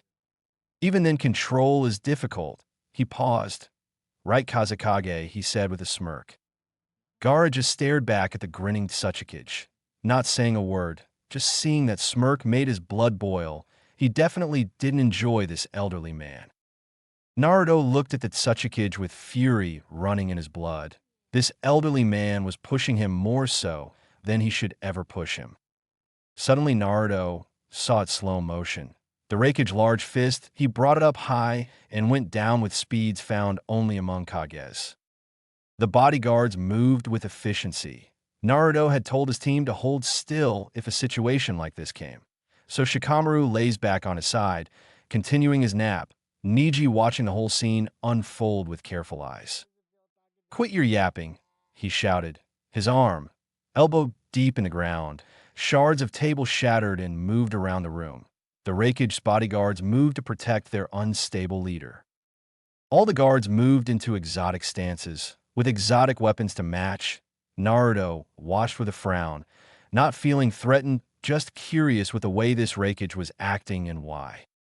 Stand down, Temari. Kinkro, they both huffed in frustration and returned to their seats. Ayo, Chujiro, it's all right, she said with her familiar smile planted on her face. Chujiro blushed and returned to his seat. Ao complained but followed orders. The Tsuchikage gestured for his guards to leave, and they followed their order. Raikage huffed and breathed in a deep breath to calm himself. He nodded, and his guards sheathed their weapons and left for their seats. The Tsuchikage saw the alertness of the Hokage's guards. He planned to call him out on it. Very skilled men you have there, Hokage, he said with a smirk. As quick as a glacier, one might say, he said with a small laugh. Skilled. Why, yes, they are. As powerful as yours. Maybe not, Naruto said, but loyal. Very. They're simply following orders. Naruto said, looking disrespectfully at the Tsuchikage's eyes. And what orders might that be? Not get killed by my far more superior IWA shinobi, the Tsuchikage said quite smugly. No Naruto replied. Then what? The Tsuchikage said. To stay out of my way. Naruto said casually. Tsuchikage wouldn't fall for this, though. Shut it, the Raikage shouted once more. Konoha, IWA, Suna, and Kiri. He shouted the 4 villages to the Kages. Akatsuki is made up of missing nin from your villages, he said, pointing the finger at the other 4, somehow blaming it on the others. And that's not all. He began by pointing a finger at the Tsuchikage. I know there are those among you, including former Kages, who have used Akatsuki for their own purposes, he said, glaring daggers at his elder Kage. Used Akatsuki, Gaara and Naruto said. I don't trust you, he said, continuing to point the finger at the old Kage. I had no intention of speaking with you, he said, lowering his accusing finger. I called you all here to know where your loyalties lie, he said, looking at the remaining 3 Kages. Before the Raikage question could be answered, Naruto interrupted him. What do you mean, used Akatsuki? Gaara asked, curious with what the Raikage was saying earlier. You're the Kazekage. Hasn't anyone told you anything? The Raikage said with that familiar hand again raised and accusing another person again. Go ask your elders, he said in a somewhat dismissive tone. You used Akatsuki in your own war, he said angrily at the Tsuchikage. The Tsuchikage sighed, ultimately deciding that coming to these meetings was just a pain in his ass. He started from the beginning. It was easier that way. The great countries are enjoying a time of relative peace. They're moving from military expansion to disarmament, he said, ending with a sigh. As tensions ease between villages, the threat of war grows smaller and smaller, he said with a voice that had a small sliver of regret or sadness at his statement. Military villages are a drain on a country's resources, he said simply, which everyone agreed. Shinobi villages cost money. That's as basic as it gets. But there is a risk, he spoke suddenly with a grave voice. What if a war suddenly breaks out? They can't rely on untested shinobi in the heat of battle, he said in his loud, bashful voice. They'd lose the war. And Gaara worked it out instantly. He spoke. So one way of dealing with that was to use a mercenary force. He paused like Akatsuki, he said, as the realization dawned on his fellow Kages. It would take time and money for a village to build such a force themselves. But Akatsuki were professionals, and they could be hired for relatively little, the Tsuchikage explained. Furthermore, they always had good results, Inoki reasoned. Tired of hearing an old man bickering, I don't want to hear it, Tsuchikage. Inoki simply snorted at the direction of the rude Raikage. Suna used Akatsuki to try and destroy Konoha, the Raikage reasoned. Naruto just frowned at the memory of the Suna invasion. Knowing the old man died for his village was a happy thought for Naruto. Knowing that the old man went out how he wanted to, but Naruto would never forgive Orochimaru, and now Akatsuki was on his list. And both the Kazekage and Hokage ended up dying, the Raikage explained. And I just can't help but think that it was a part of someone's plan, the Raikage said, staring daggers at Naruto. His eyes stared deeply at the blonde Hokage, unmoving, unwavering. He then turned to the remaining Kage. Mei readied herself. She had inherited the problems of her predecessors. And Kirigakure, you are the most suspicious, he said, accusing the Mizukage of wrongdoings. The Raikage felt a small killer intent directed from the smallest of the guards. What did the Mizukage call him? Chujiro, brave bastard. You had no diplomatic relations with other countries, and there are rumors that Akatsuki was formed in Kiri, he said with a frown. The Mizukage looked down in sorrow. His face covered more so by her troublesome hair. She remained speechless. The silence disturbed Naruto. He had never seen this side to her. She began. Regret filled her voice. Now Naruto was interested. He sat up and leaned forward slightly.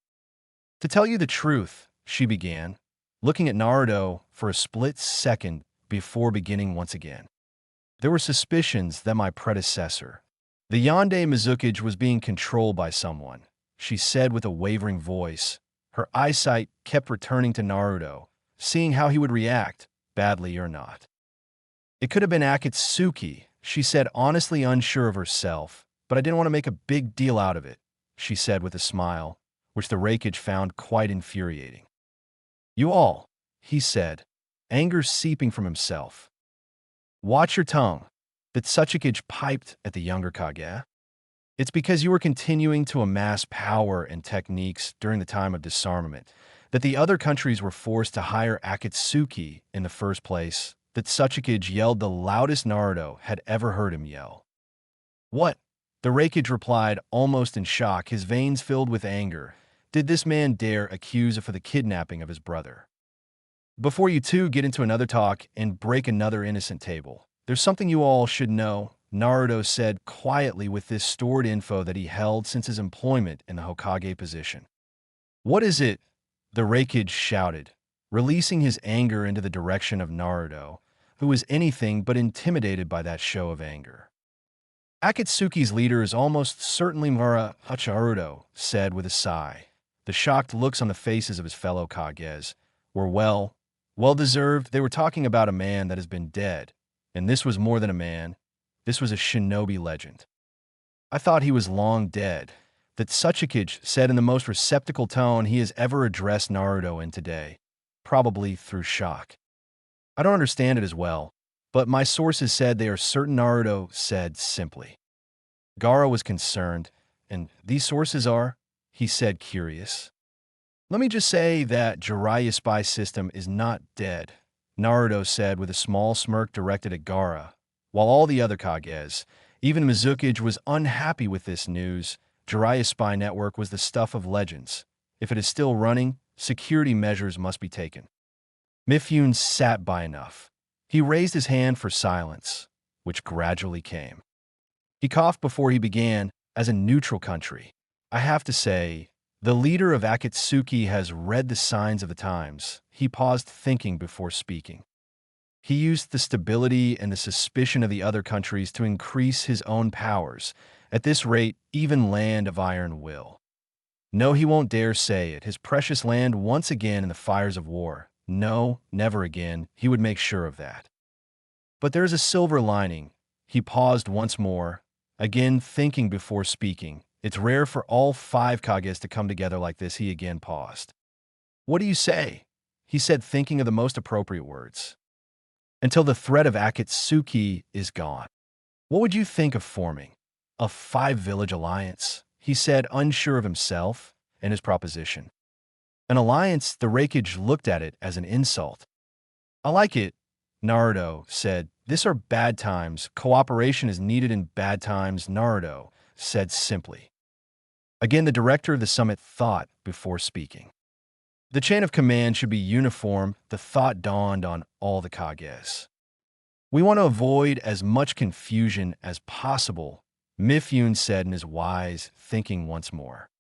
The thought was on each Kage's tongue that Tsuchikage was the first to speak. So, the question is who will have authority over this new army, he said, voice filled with glee and hope. Mifune saw the pieces collect together.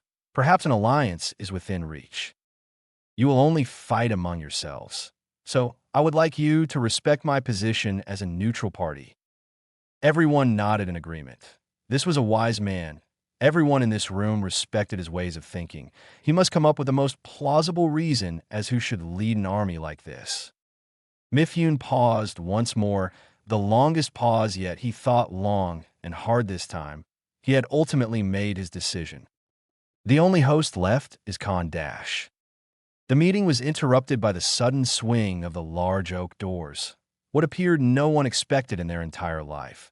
Not even the wise Mifune was prepared for what he saw. A flash of green spandex. The brightest pair of teeth a person could ever possess. Chapter 8. Headband. A flash of green spandex. The brightest pair of teeth a person could ever possess.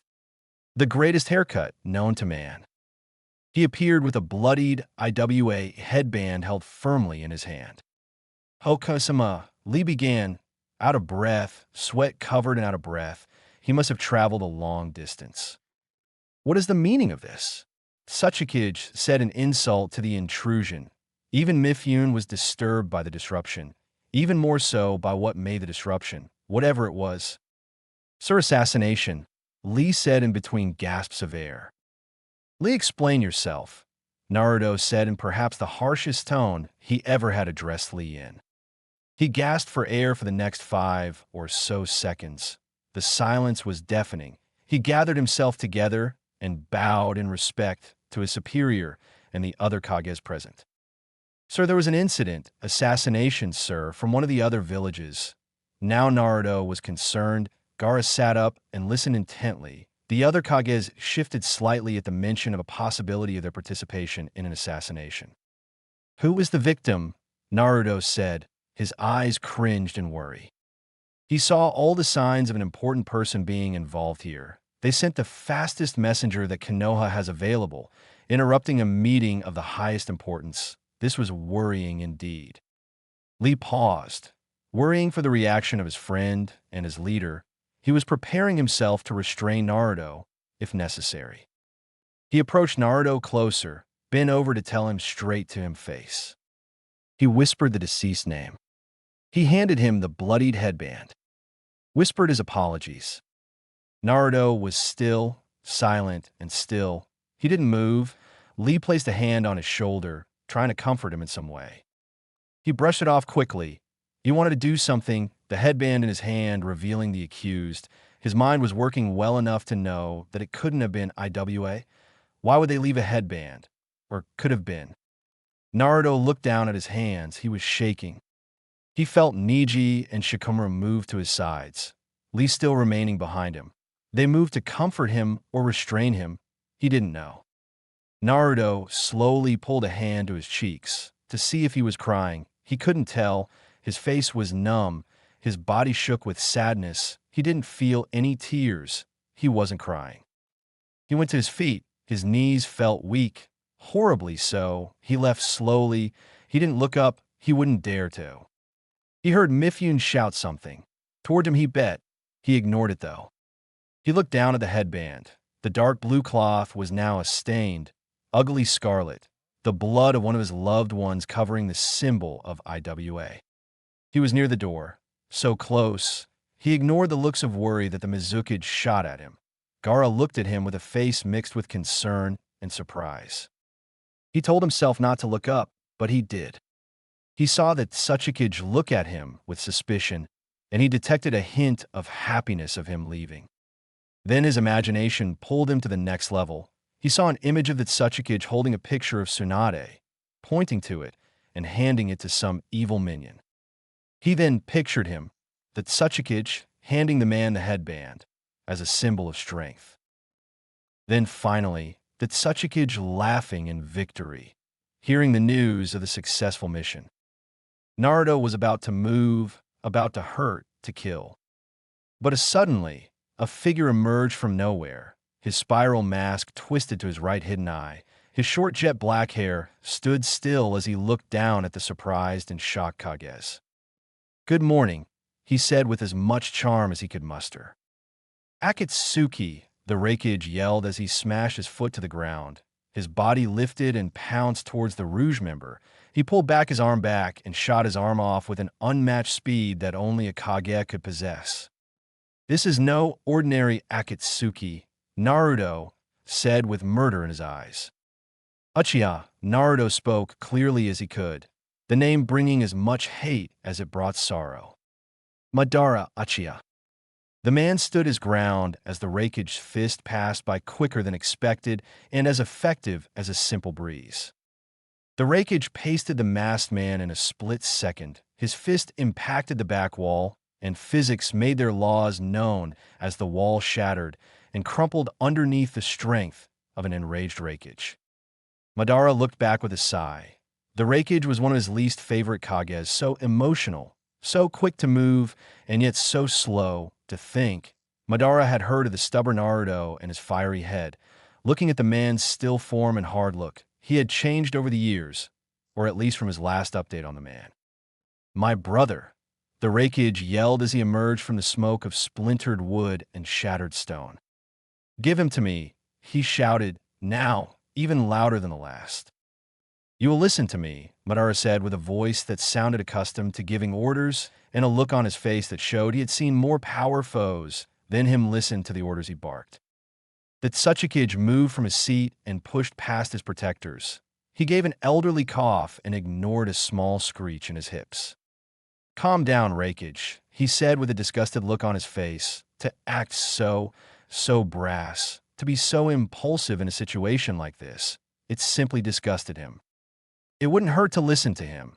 He followed as he stared down the familiar foe, hidden by his orange mask. "For now, Hokage, for now." Naruto spoke through clenched teeth, not glaring at the intruder, but at the Hokage, with murder and revenge set heavily in his once calm eyes. "What are you here for?" the Mizukage said, pushing past her guards as she glared at the unnamed intruder. "My grand plan," he said with a chuckle. "My plan to end it all, beauty," he said with an approving eye as he stared at the Mizukage figure. "Uchihamura," Naruto spoke as his gaze finally left the Tsuchikage's short body. "What are you doing here?" he said, not intimidated in one bit, completely confident in the abilities of his self and his underlings. "I can't believe you're still alive." "Uchihamura, unbelievable," the Tsuchikage said in disbelief. Then a thought came to mind. "Why is someone of your caliber?" He paused, confident in addressing the legend for who he was, and for who he is going about this in such a roundabout manner. He said as both Mifune and May nodded in agreement. "As powerful as you are, you should be able to execute any plan without a hitch," he said, confident in his statement. He had seen him when he was far younger. He remembers the stories, the deaths that he had caused. The Uchiha chuckled lightly. He felt his wound. The wound his accursed rival granted him in a fight of skills that he unfortunately was the weaker of the two. "The wound inflicted by the Shodai Hokage," he said, feeling the wound that tore him from his once legendary skill. "How low he has fallen. It was quite amusing now, were to great, not that amusing now that he thinks about it.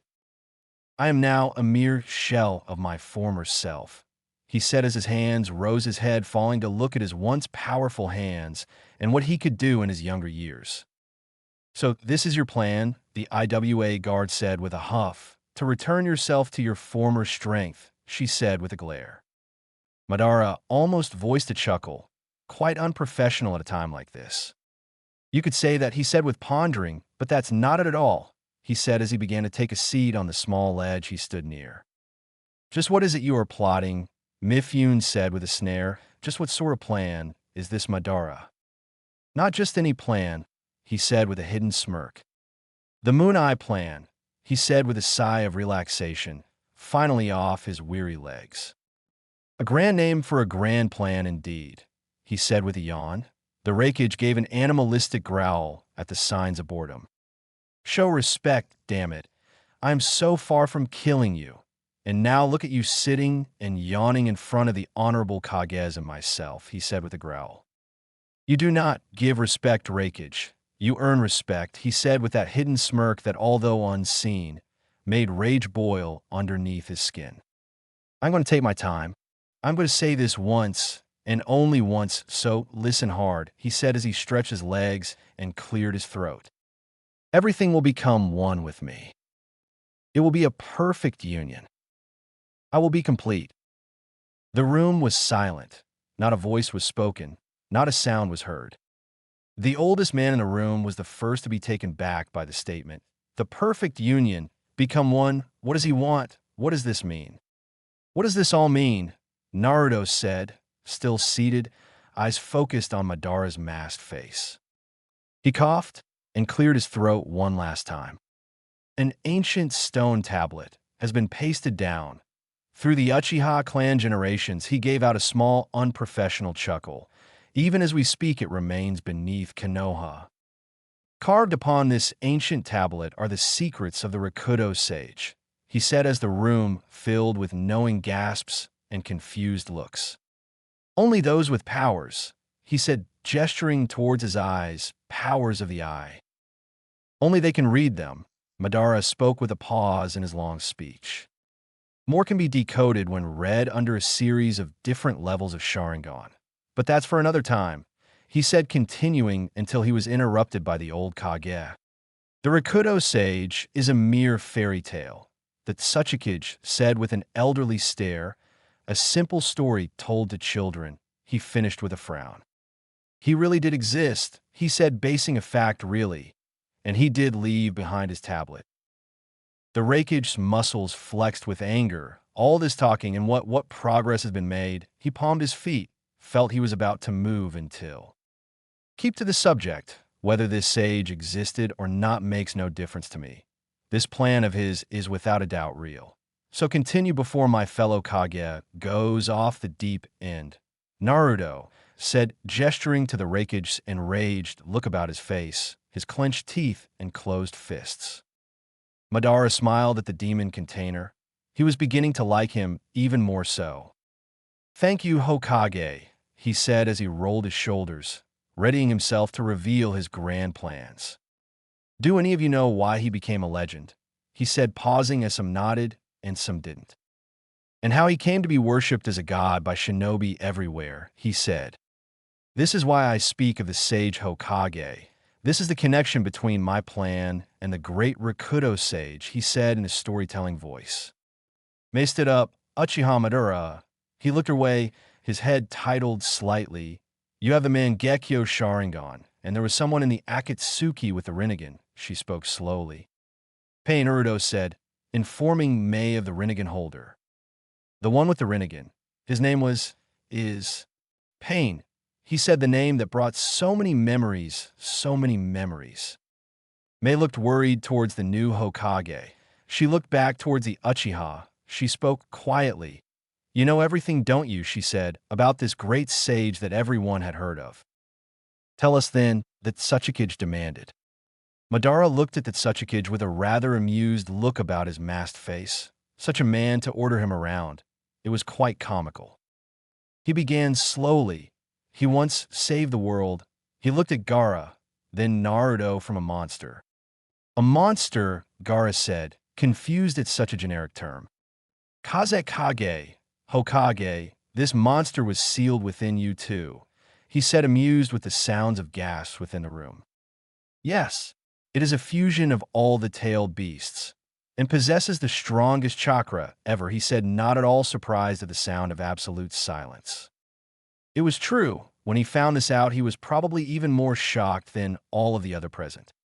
This monster, the 10-tailed beast, the Jubi. Gaara looked shocked. Naruto's anger was replaced momentarily with surprise.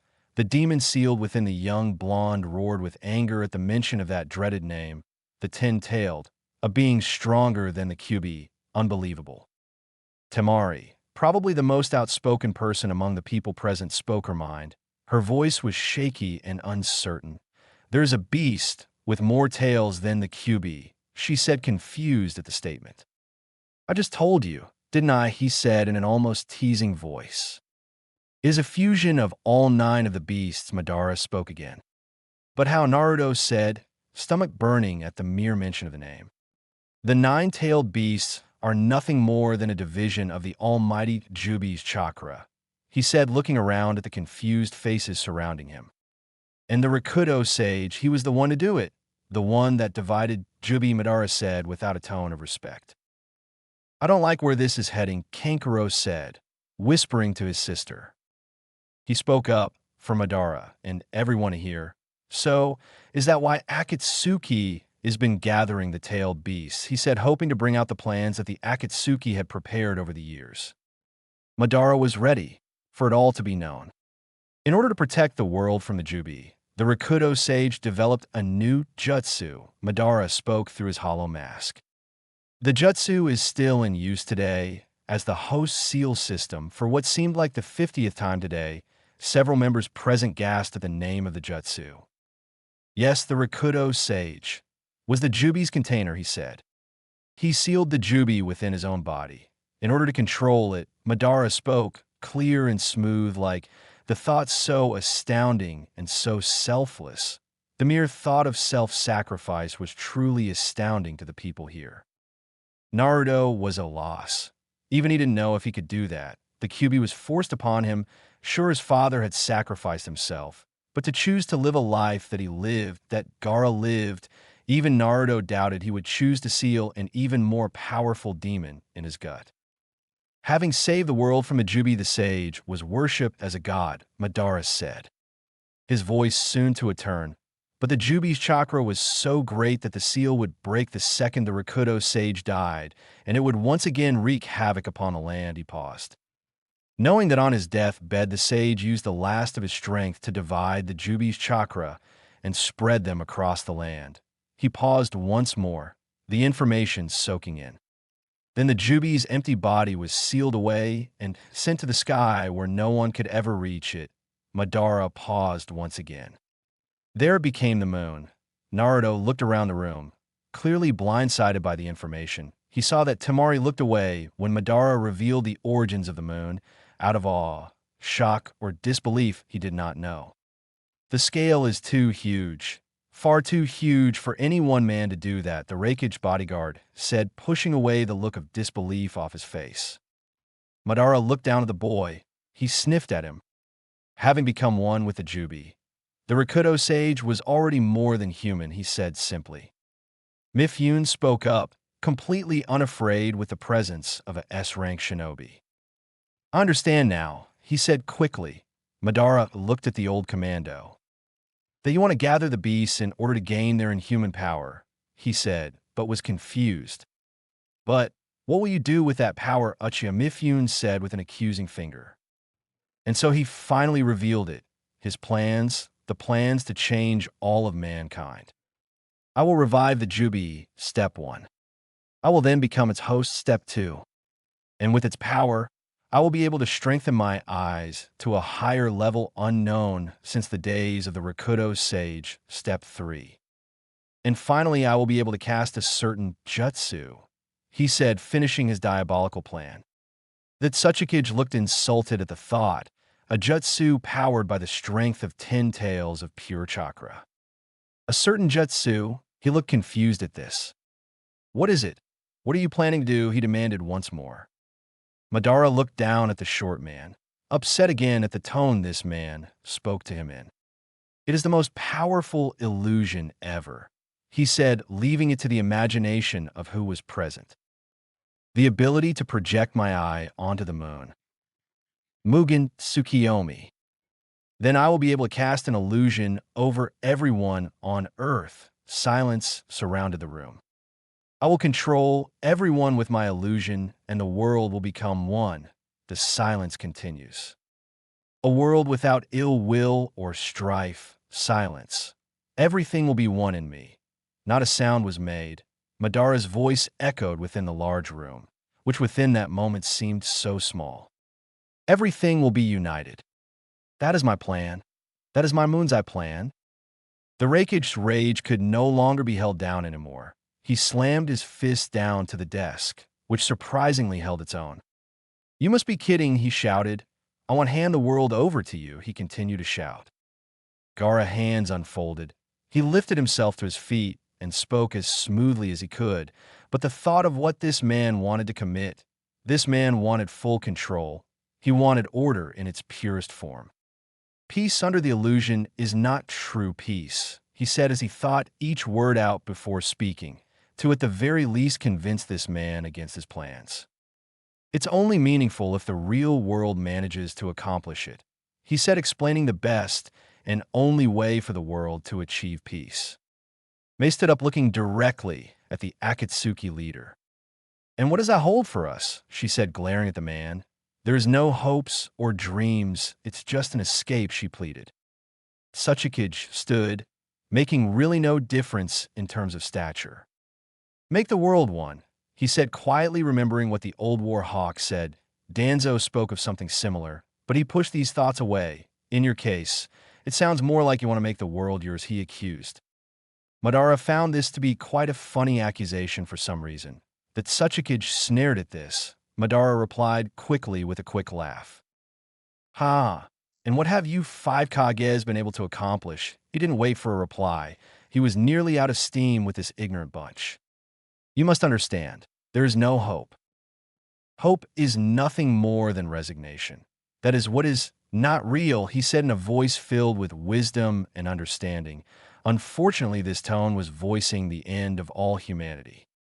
Give me the Hachibi and the Kyubi, he said casually, and cooperate with my plan. He continued with this casual tone that infuriated the Tsuchikage and Reikage. If not, it shall be war, he said, looking away at something that caught his interest for a moment. Va? Gaara said, somewhat in shock, as if that declaration had no meaning. War, how, why? The declaration went unnoticed by the Reikage. What didn't go unnoticed was the demands that Madara set. The Hachibi? What do you mean? You already took B. Hachibi? Why would he want something that he should already have? Does this mean? We failed to capture the Hachibi, Madara explained. He is the perfect host, he said, praising the Eight Tails. I had expected nothing less of your brother. The Reikage's face was unmoving, with several twitches here and there. One of the Reikage bodyguards sighed and shook his head. Naruto heard something of a "I knew it" rumbling among them. That fool! The Reikage yelled the loudest he ever had shouted. He used this as an excuse to leave the village and gallivant about. Naruto thought that the Reikage sent his chakra towards his voice box. Hearing a man yell this loud was inhuman. I won't let him get away with this. Naruto stared directly at Madara, expecting him to jump within the moment. And what of me? Naruto said, eyeing the Akatsuki leader out, his guards moving to his sides. Lee to his left, Neji his right, and Shikamaru was lazing in the back, eyes strategically closed. Temari brought out her sealing scroll, readying herself for battle. May stretched her arms out, herself readying for a fight. She looked to her side. Temari was looking at Naruto in a way that she was uncomfortable with. A lion in her stomach roared in aggression. A possible contender for Naruto's affection. She was in no mood, especially for a man as rare as Naruto. I won't let you take Uzumaki, Naruto, Gaara said. Not at all ashamed at his announcement, Suna is behind my decisions. Temari nodded in the background. She wouldn't let him take Naruto. She would doubt her reasons later. Her instincts said to protect that man, and she will. With the power of myself and my country, Uzumaki Naruto will be under our protection, she said as she felt the lion in her roar inside. I'm in no mood for a simple battle that needs to be fought in another time, he said, shrugging at the thought. And you, Reikage, Tsuchikage said, looking at the Reikage. I have no quarrel with the Hokage. I am after my brother, so that I can kill him myself, the Reikage said, huffing after one of his several outbursts. Madara was out of patience. He was nearly through with these common folk. I may not have any power myself, but I have the power of the beast that I have gathered, he said. You do not stand a chance. Gaara stood up, tired of his attempts of undermining himself and his followers. We won't give up, he declared. All right then. Consider this a declaration of war. The Fourth Shinobi War begins now. The Fourth Shinobi War, Tsuchikage said in a somewhat surprised tone. You cannot be serious. And now his patience was over with. He had enough. They know his demands, and his declaration has been made. I'm not a fool to say such a thing in jest, he said, looking away.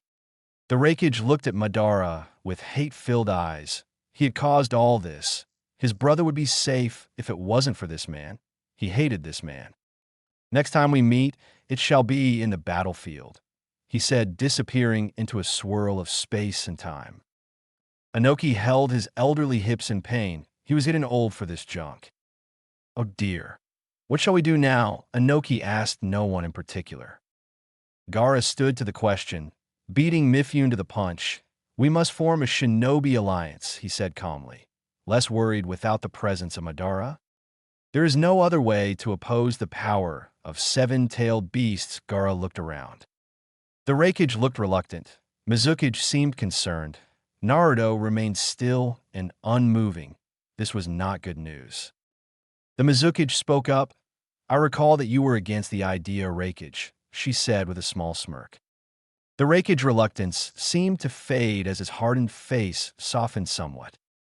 It seems no harm has come across my brother, but I refuse to allow Akatsuki to have their ways with us any longer, he said in the calmest voice he had ever presented to the other Kages.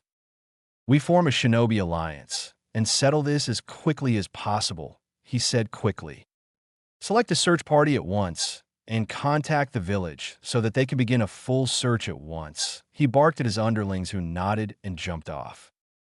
The Mizukage spoke up once more in order to put a stop to Madara's moon operation. We must on no account permit him to obtain the Hachibi or Kyubi, she said, looking once at the Raikage and lastly at Naruto, who looked unprovoked at the thought of Madara hunting him down. As such, it seems more prudent for our shinobi alliance to locate the Hachibi before Madara does, and hide him away from Madara. Gaara and Mifune agreed. Chujiro nodded nervously. Why, you have got that right. If he were to revive that Jubi monster. The Tsuchikage shook his head. No. The power of the seven-tailed beast that Madara has collected is beyond imagining. He continued to shake his head. And he may have some kind of jutsu or other secret plan up his sleeve that makes use of those demons. Inoki didn't like this, not one bit. I doubt he would be so confident otherwise, one of Inoki's larger bodyguards said. We know that the Namikaze here shall be a part of the war effort, but what of the Hachibi? We should use him as a vital part of the war effort. That's such a kid reason, which to Gaara seemed reasonable, but very risky. Unthinkable, Gaara stated. Protecting the Hachibi should be vital to our chances at winning the war. I suspect the reason Madara has decided to start this war using these 7 beasts he has collected is because in his weakened state, and with the few Akatsuki members remaining, it would be too difficult for him to capture the Hachibi and the Kyubi. Even if he succeeded, the risks would be too high, Gaara explained. He may be thinking of using this war as a way of luring his targets out, Gaara reasoned. Before the Mizukage would have been with the Kazekage, his reasoning was sound and his facts were facts, but that lion within her stomach growled at the thought of upsetting her man, especially with the thought of another woman prying her way into his strong arms. She answered unsurely and uncertain, a small wither in her voice. Maybe, I am not too sure. I agree with the Kazekage, the Raikage said, returning to his loud and emotional self. Hokage, I have no measurement of your powers, but I have heard stories. You are efficient enough to handle yourself, he said, adding some emphasis to the word efficient. But I will not lay my brother's head before the eyes of my enemies.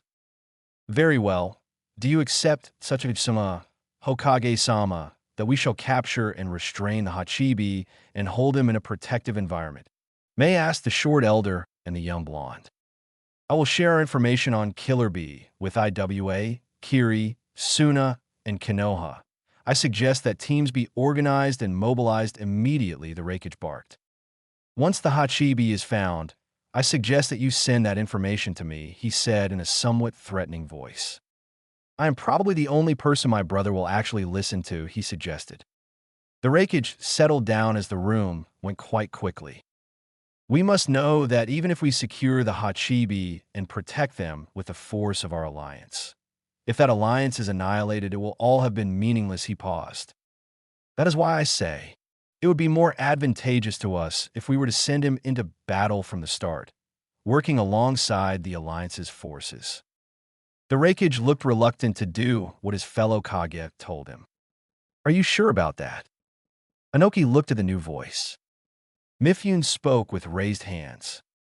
We see here before us is the formation of the first ever shinobi alliance. Its power is... I am sorry, Mifune. Naruto spoke up after his brief period of silence. He had heard enough. I, the Rokudame Hokage, have heard enough, he said, hand clenching the bloodied headband. My forces will stand on high guard. Any information about the 8 tails will be sent to the other Kages immediately. And Suna, your participation in this alliance will in no way affect our personal alliance, he paused. May the Mizukage was the first to speak up. What are you saying? Naruto looked up. Konoha will not be a part of this alliance. Ah, thanks, Naruto said, scratching the back of his head awkwardly.